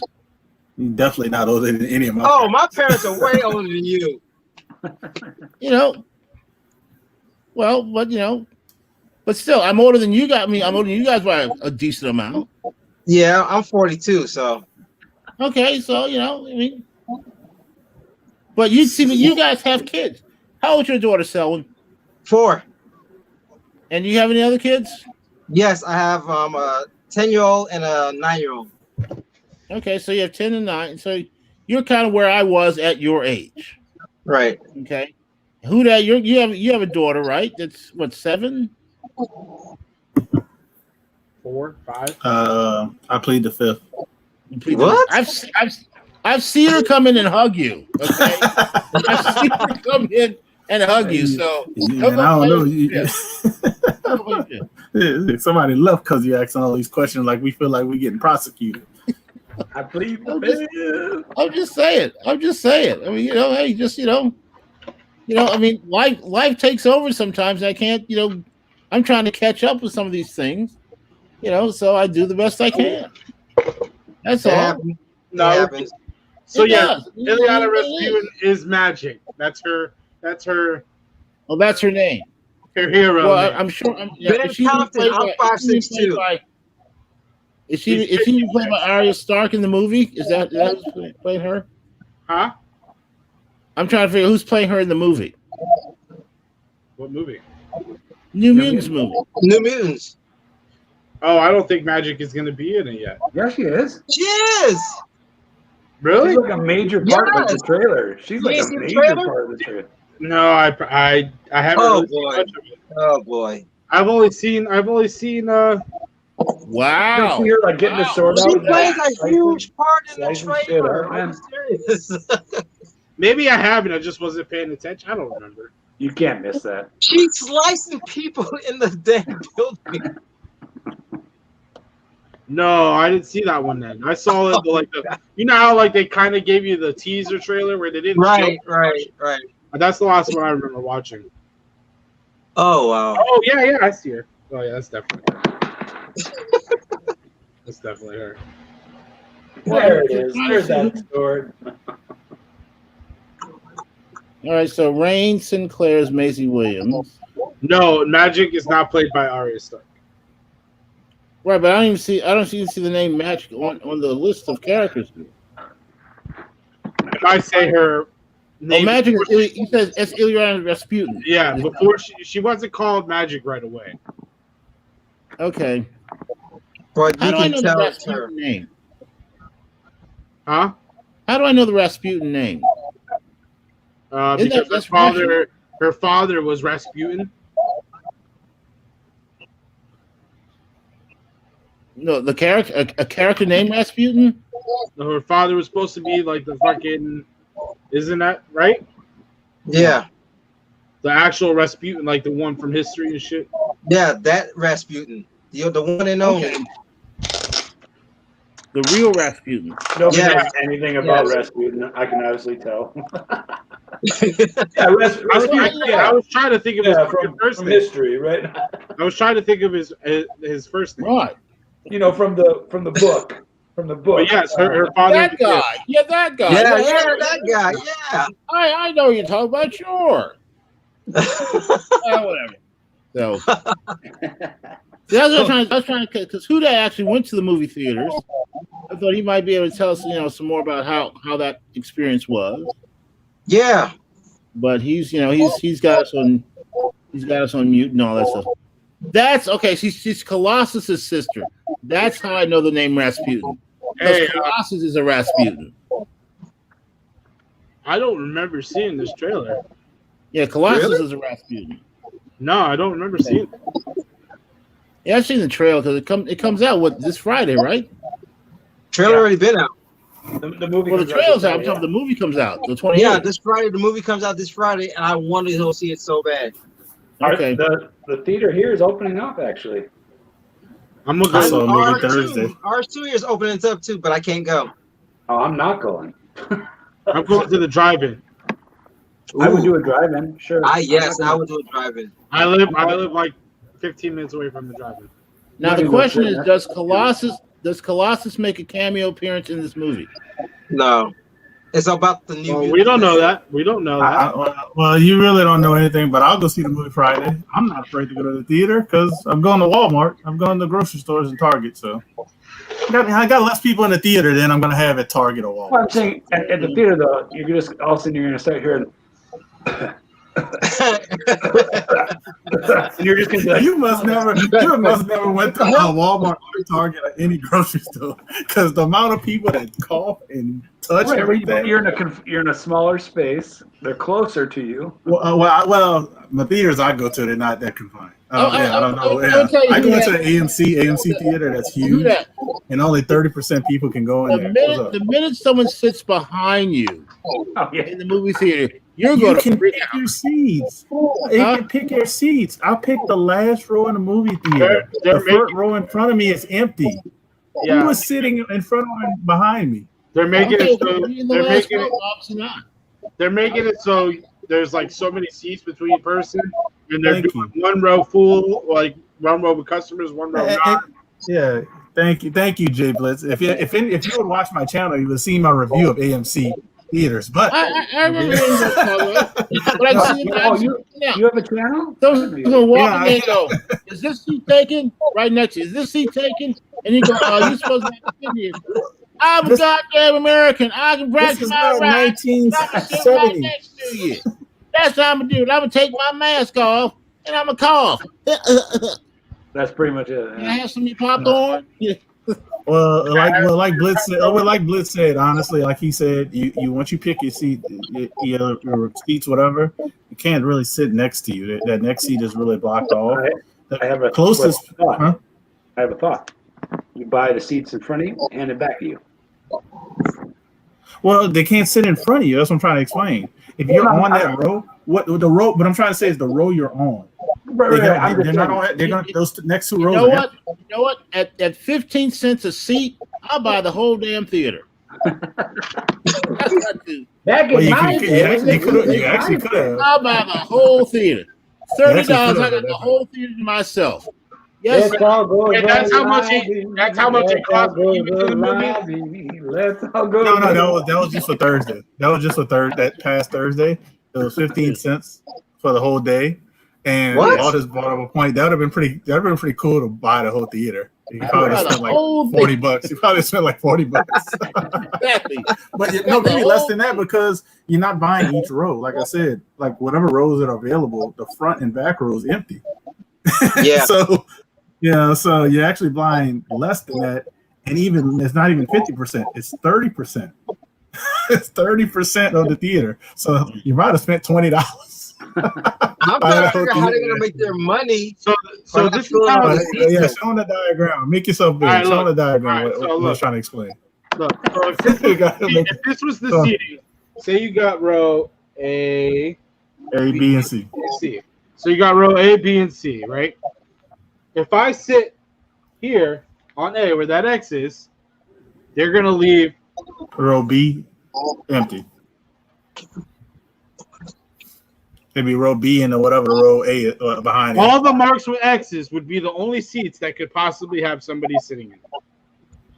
It's actually, and it's worse than that, Blizz, though, in AMC. That whole, like, row B would be empty.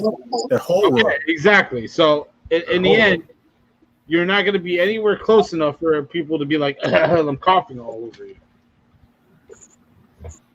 I'm good. I always say people are a little bit more freaked out at the theater, but we have no problem going to any other places. I'm going to go to the when I've seen people, I know y'all seen them pictures of people at Walmart. That hasn't stopped. I'm going to go to the drive-in. I'm going to go to the drive-in for two. That's why I don't go to Walmart. I get my own food. Hell no Walmart here. I don't go to Walmart. I bring my own food. It's the only movie theater I go to anyways because, one, I can watch 2 movies for the price of 1. And 3, I can smoke a blunt while I'm watching the movie. And you know what's so funny? People say there's no Walmart. Do you go grocery shopping? That's the only thing I have to say. If you don't go grocery shopping, that still does not mean you're not immune to it. That still doesn't mean you're not immune to it. You can ask the lady who quarantined herself for 2 weeks. Do you kiss your wife after at she the goes 15th, the 15th day? At the 15th day, she found out she had COVID because the person delivering to her, somebody over there had it. So, hey, do you kiss your wife after she comes back from the grocery store? Nope. So she's quarantined for 14 days. Yep. You don't. When she comes back from the Yeah. You lying. You a man. I know. I am.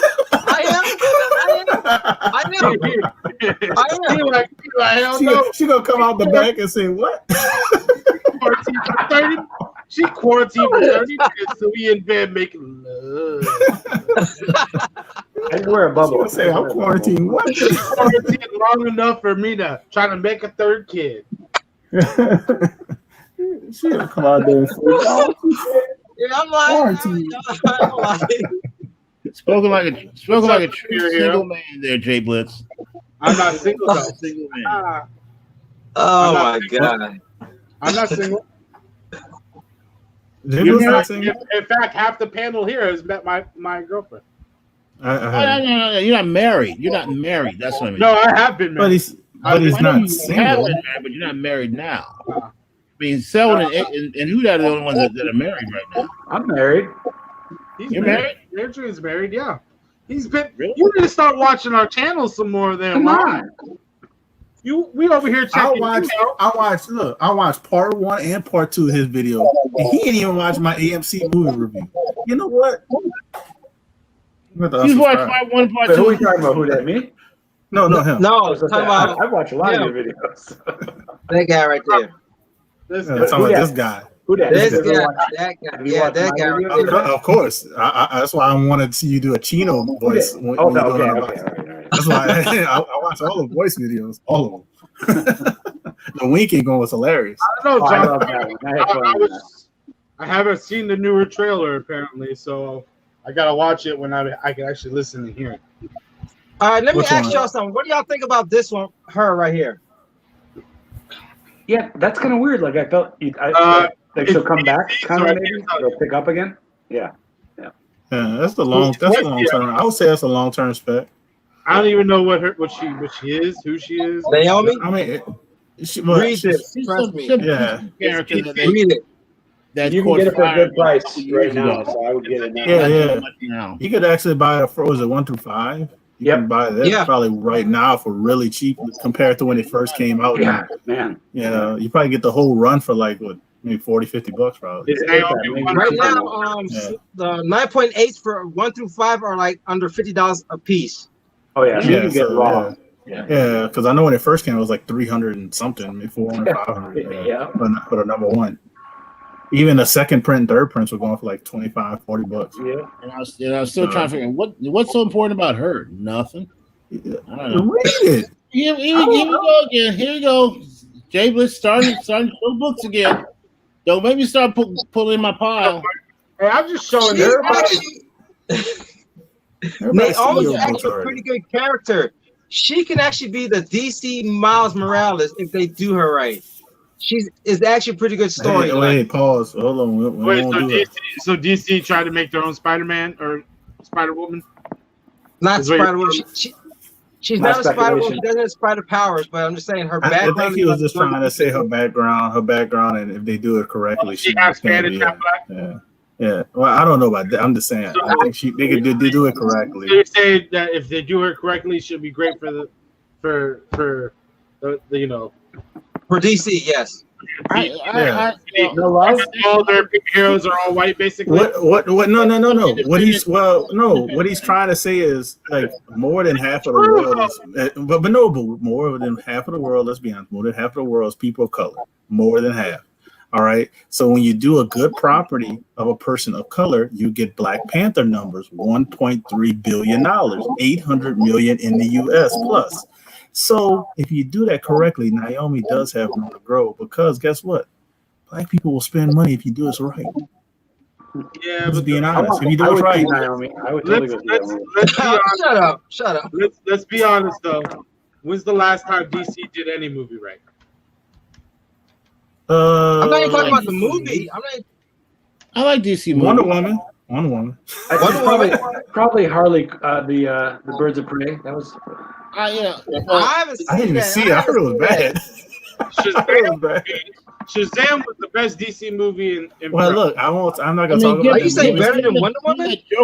Joker won an Oscar for Joaquin Phoenix. You got that movie. I am so mad I did not see that.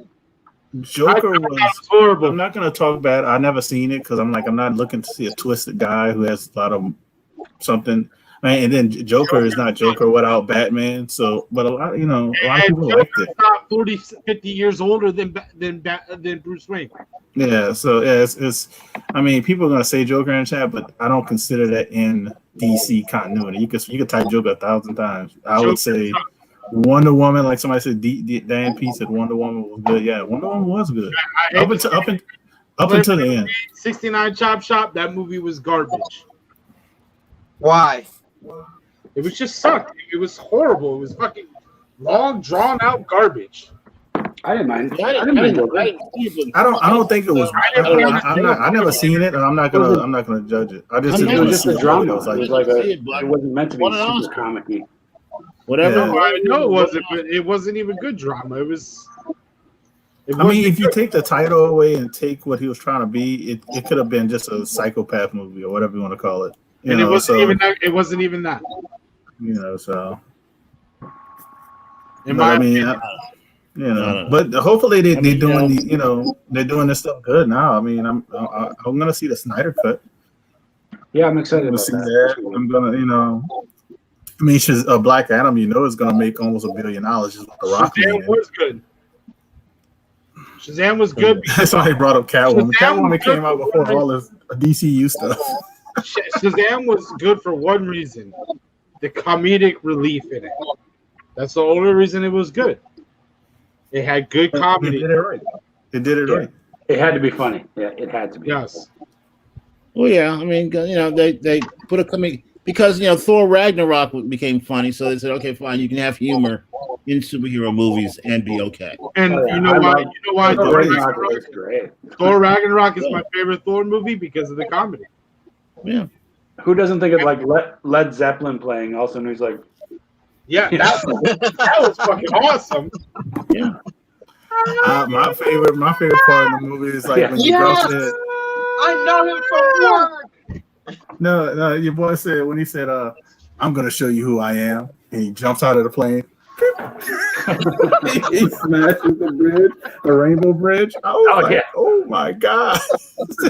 I said, how about while they're fighting and they kind of kill the bug creature, and he's like, come on, oh, he's dead, and then it gets him back on, and he goes back to life. He's like, yes. What's his name? Gorg or whatever. Gorgon. Gorgon. Meek. Yeah, Meek. Yeah, those characters were awesome, dude. I was like, they were fucking great. Yeah. Secondary characters and super secondary characters in movies are so great sometimes. Even in animated movies, that's what I'm saying. Like, that's where DC fucks up. Is they build up these around just the main characters, and then some should be dark. Huh? The new Batman, I think it's gonna be good. I think it's gonna be good. But yeah, and everybody keeps saying this, so we can't say even we think it's gonna be good because only 25% has been shot. And people keep saying that. People keep saying that number, and then people forget to say, "Wait, only 25% been shot. We don't even know if it's going to be good." Look, what did you say when you first saw the Batman vs Superman trailer? I don't even remember. I don't know. I said there's going to be a lot of action. I've only ever walked out of one movie in my entire life. Dawn of Justice. Oh no, yeah. If you want to walk out of a movie, I got a movie for you to watch. You can watch it at your house. You might walk out of your house. That's Phoenix. Was it Flight of the Phoenix? Watch that movie. Oh God. Flight of the Phoenix. I think I don't know if they had an old one and a new one, but I know it's the more recent one. I watched that movie in the theater. And I hate to say it's like this. I didn't pay for that ticket, but I felt like I should have been paid. Which movie is that? Flight of the Phoenix. What is that? They basically try to get a plane to fly, and they're in a desert for I don't know how many days. Yes, No, wait. And I'm like, what? That movie was good. Nobody passes off from the heat exhaustion. That's like 150 degrees. What do you mean that someone did pass out from the heat exhaustion? That's based on a true story. I'm not talking about the true story. I'm talking about that terrible movie. I thought that movie was good. It was good. That was terrible. Terrible. What did you think about Frequency then? Frequency was good. Yeah, it's a great movie. I like Frequency. I'm sitting there watching it and I'm like engaged and I was like, man, like what? Fix the plane. I'm ready to be over. Hey, Superior Hero. 69 Chop Shop said he had Waterworld and threw the DVD out the window.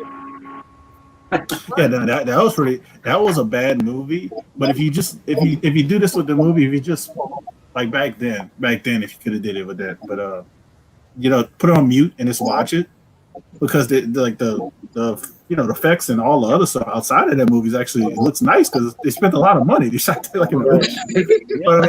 But I mean, when you're watching it with the sound, you're like, oh my god. Y'all probably thought Postman was bad.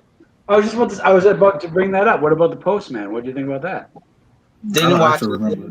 Another post-apocalyptic. Cry havoc and let's slip the dogs of war.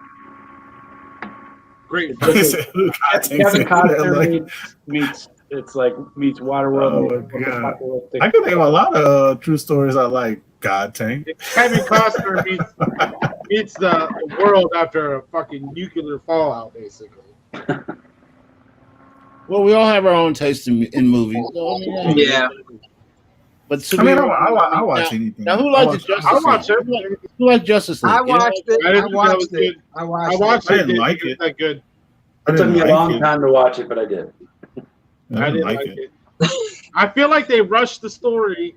They did. And then they rushed the story and tried to twist the story into one plot too many times. And not just that, they didn't explain certain characters like you should And they have. don't- Like, yes, exactly. Cyborg is just there, and Flash is just there, and Exactly. They'll add characters that should be there in the right spots for certain things. you're like, why is this guy half metal? Like, you got people who've never seen.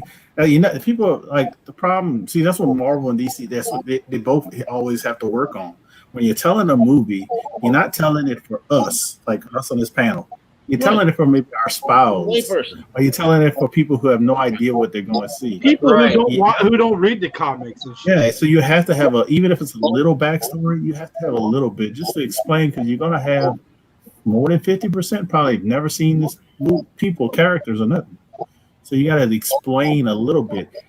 But they're so afraid for a time limit in movies. If you ever hear movies, they're afraid to go over 2 hours. Yeah.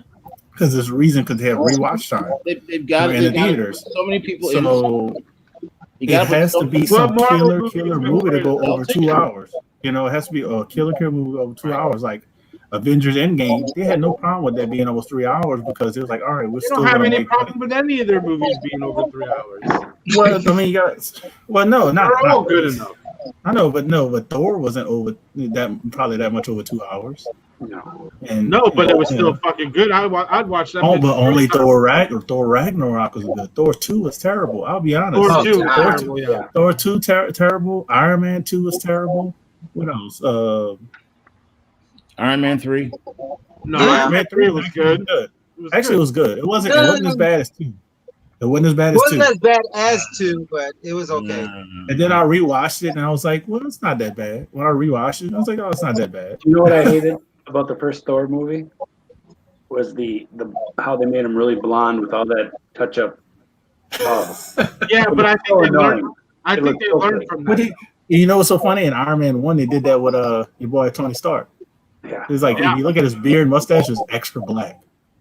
Oh man. Yeah, but they learned from that. They were learning. You know, those are all learning Extra black, dude. It was ridiculous.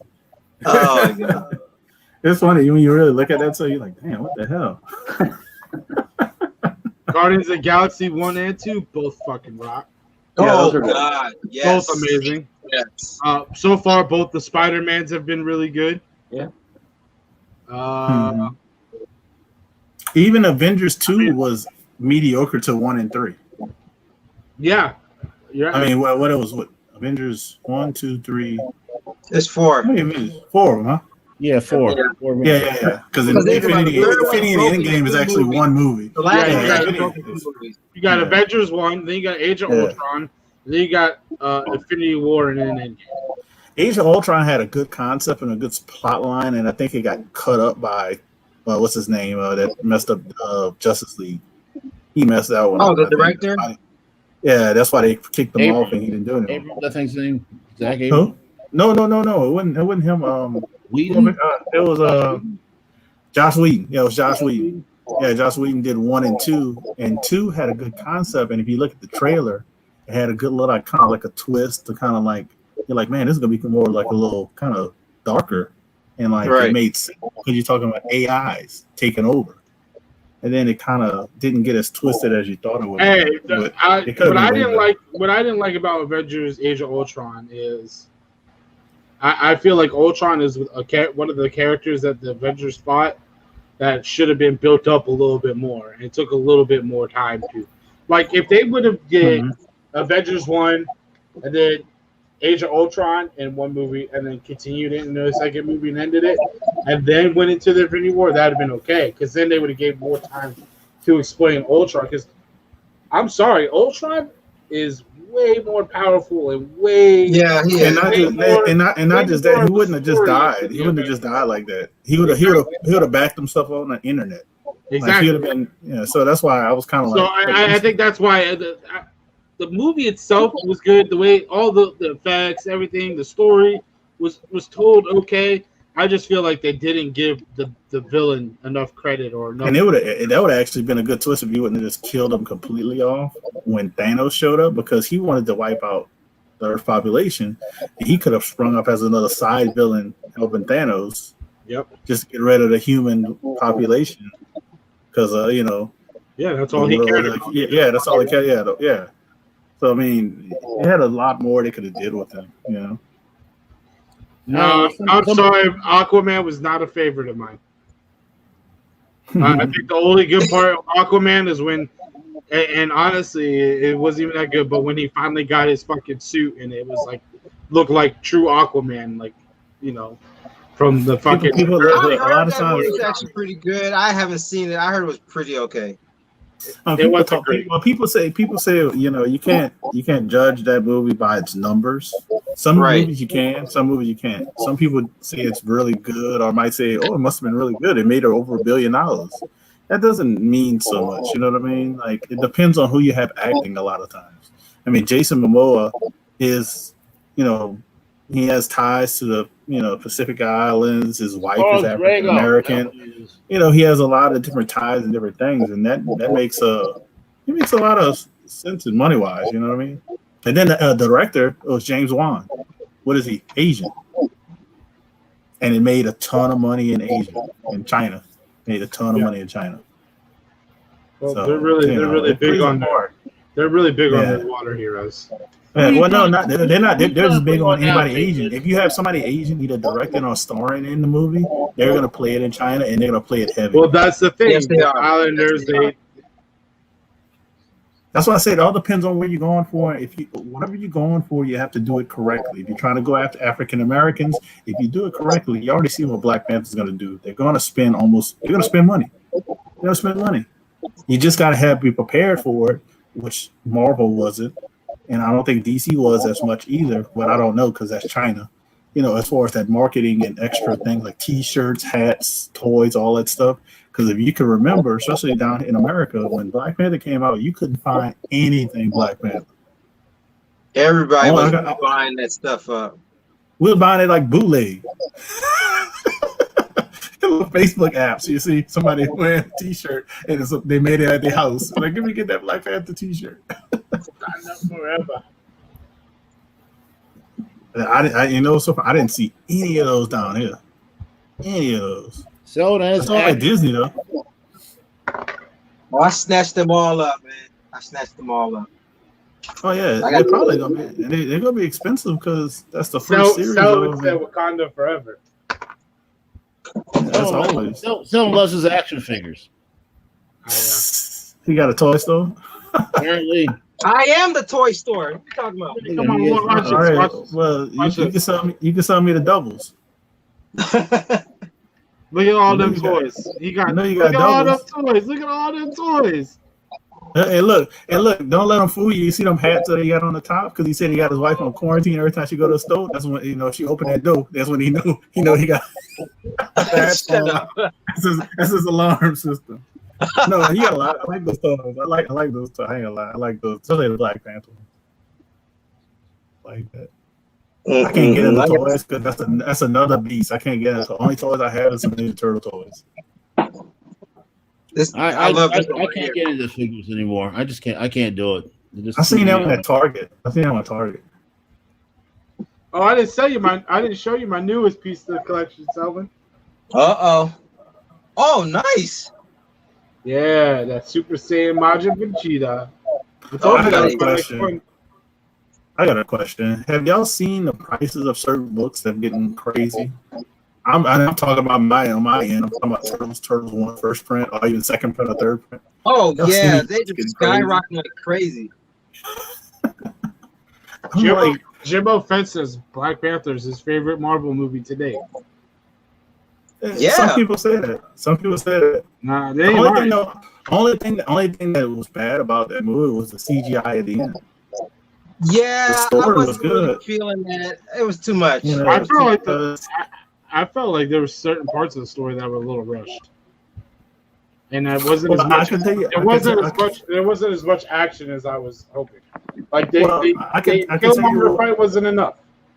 Well, I can tell you the part that was rushed, and the reason was not because of Marvel. It was mainly because of the character who's playing the character, because he was doing direct. Was Claw? What's his name? Who played Claw? Oh, okay. He didn't want to get.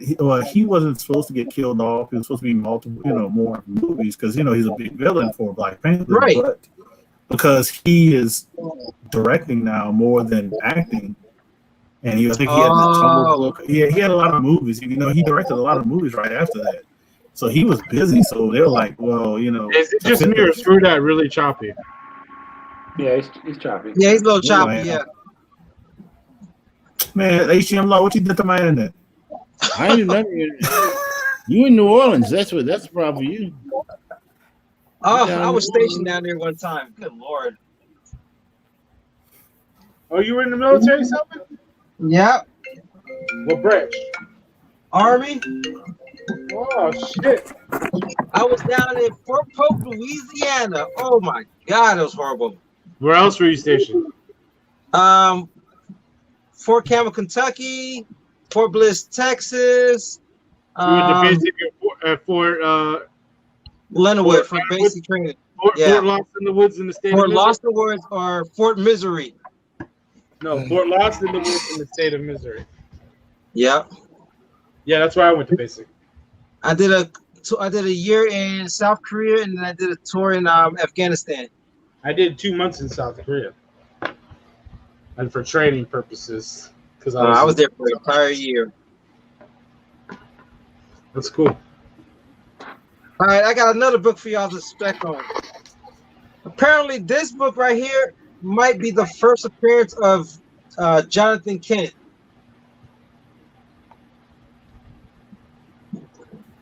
Superman, right? Number 1 with Superman in the black suit. So they said this might be the first appearance of Jonathan Kent. So I picked it up. It was real cheap. I was like, if it's a good spec, if it's good. If it's not, I didn't spend too much on it. So yeah, I'd heard about that. But so they said it's really cheap to get right now, like $5 or something like that to get that book. Right. Not much. But, So one of our people decided, Mr. Taylor Winder decided he's going to go watch the Green Lantern movie. That was a good movie. Yeah, that's a cinematic masterpiece. yeah, it was like, mwah. Oh, Make sure you God. watch my video tomorrow, because Hey, ironically, honey, let's go watch some Green Lantern, okay? That's right.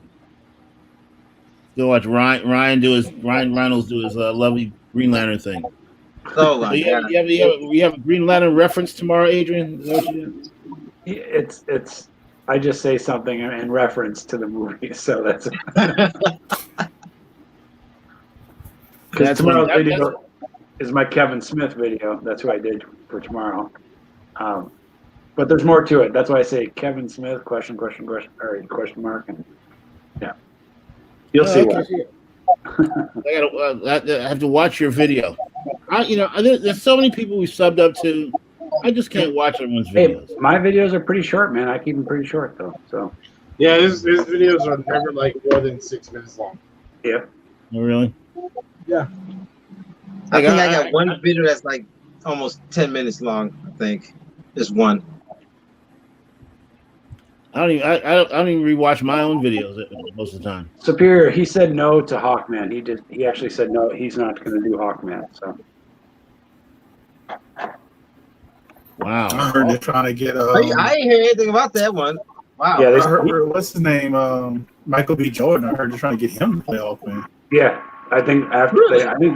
because I think they asked Ryan and he's like no, because he's trying to film some more for Deadpool, and then I'm sure he would have been fine as Hawkman, but no, I mean I could see Michael B. Jordan being just. Are they fine. still trying to get Tyrese He, to do, he said no. He said no. I'm not playing it anymore. You're fucking garbage ass DC. That's what Is it happened. true they still trying to get Tyrese to do John Stewart for Green Lantern? I heard rumors about that. No. Tyrese wants to play John Stewart for Green Lantern. Oh, he wants to play. Okay. Yeah, but isn't the dude from Arrow gonna do that or something? From who? I don't. What, the guy playing Diggle, John Diggle? you know John Diggle from Arrow. Oh, really? He wants to be John Stewart? I thought he was gonna take the mantle as like a Green Lantern. Well, maybe so. He does. I don't know. You know, It'd work. I mean, I just- he was technically in the in the DC universe, John Diggle got the ring, so off he goes. right? It'll be interesting to see. I mean, superheroes have been around since the '60s, and they'll continue, and the '40s, so they'll continue throughout.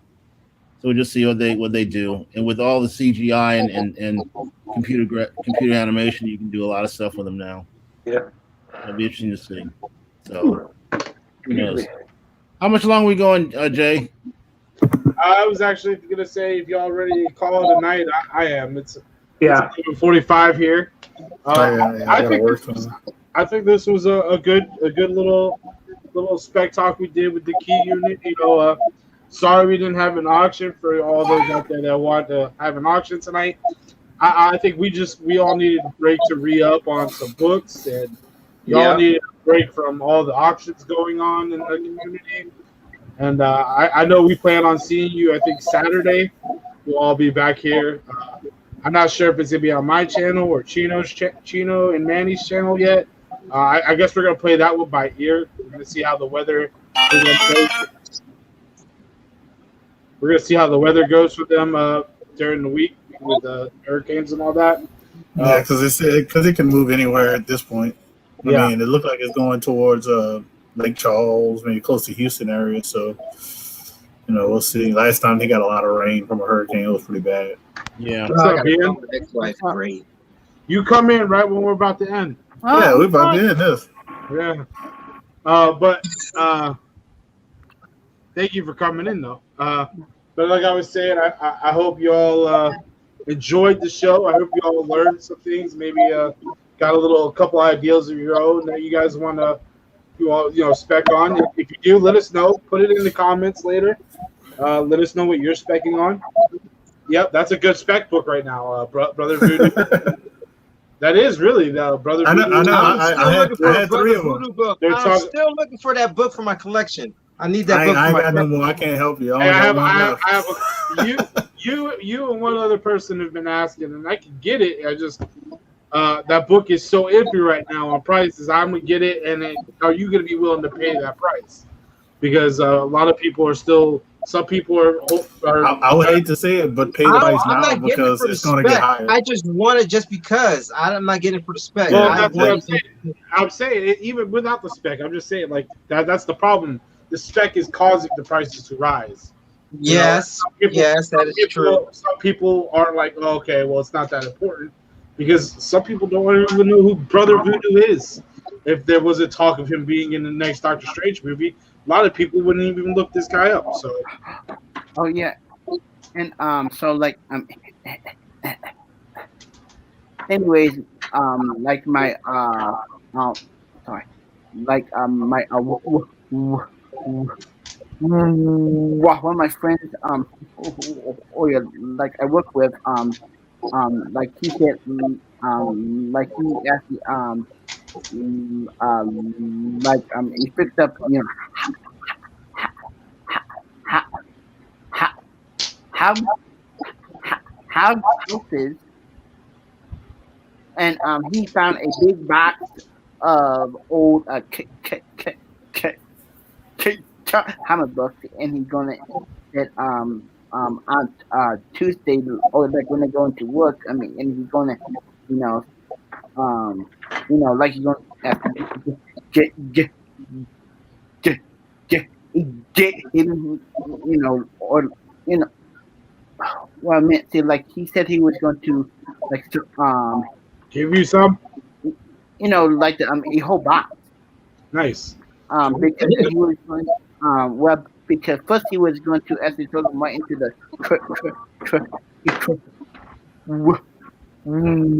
rack. Nice. Wow. So Cap Bear Comics says at the end of the Arrow show, the Arrow finale, they showed Diggle finding her ring. Yeah, I haven't seen that yet. Oh, okay. I have haven't not seen watched that. the Arrowverse at all. I haven't seen watched that it in a while. And them are books. I will. Well, man, see, like he said, them books actually from the 1950s.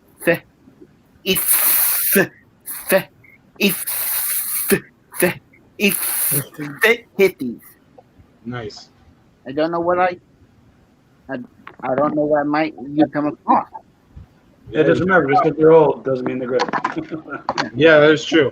But anyways, really appreciate everybody coming in.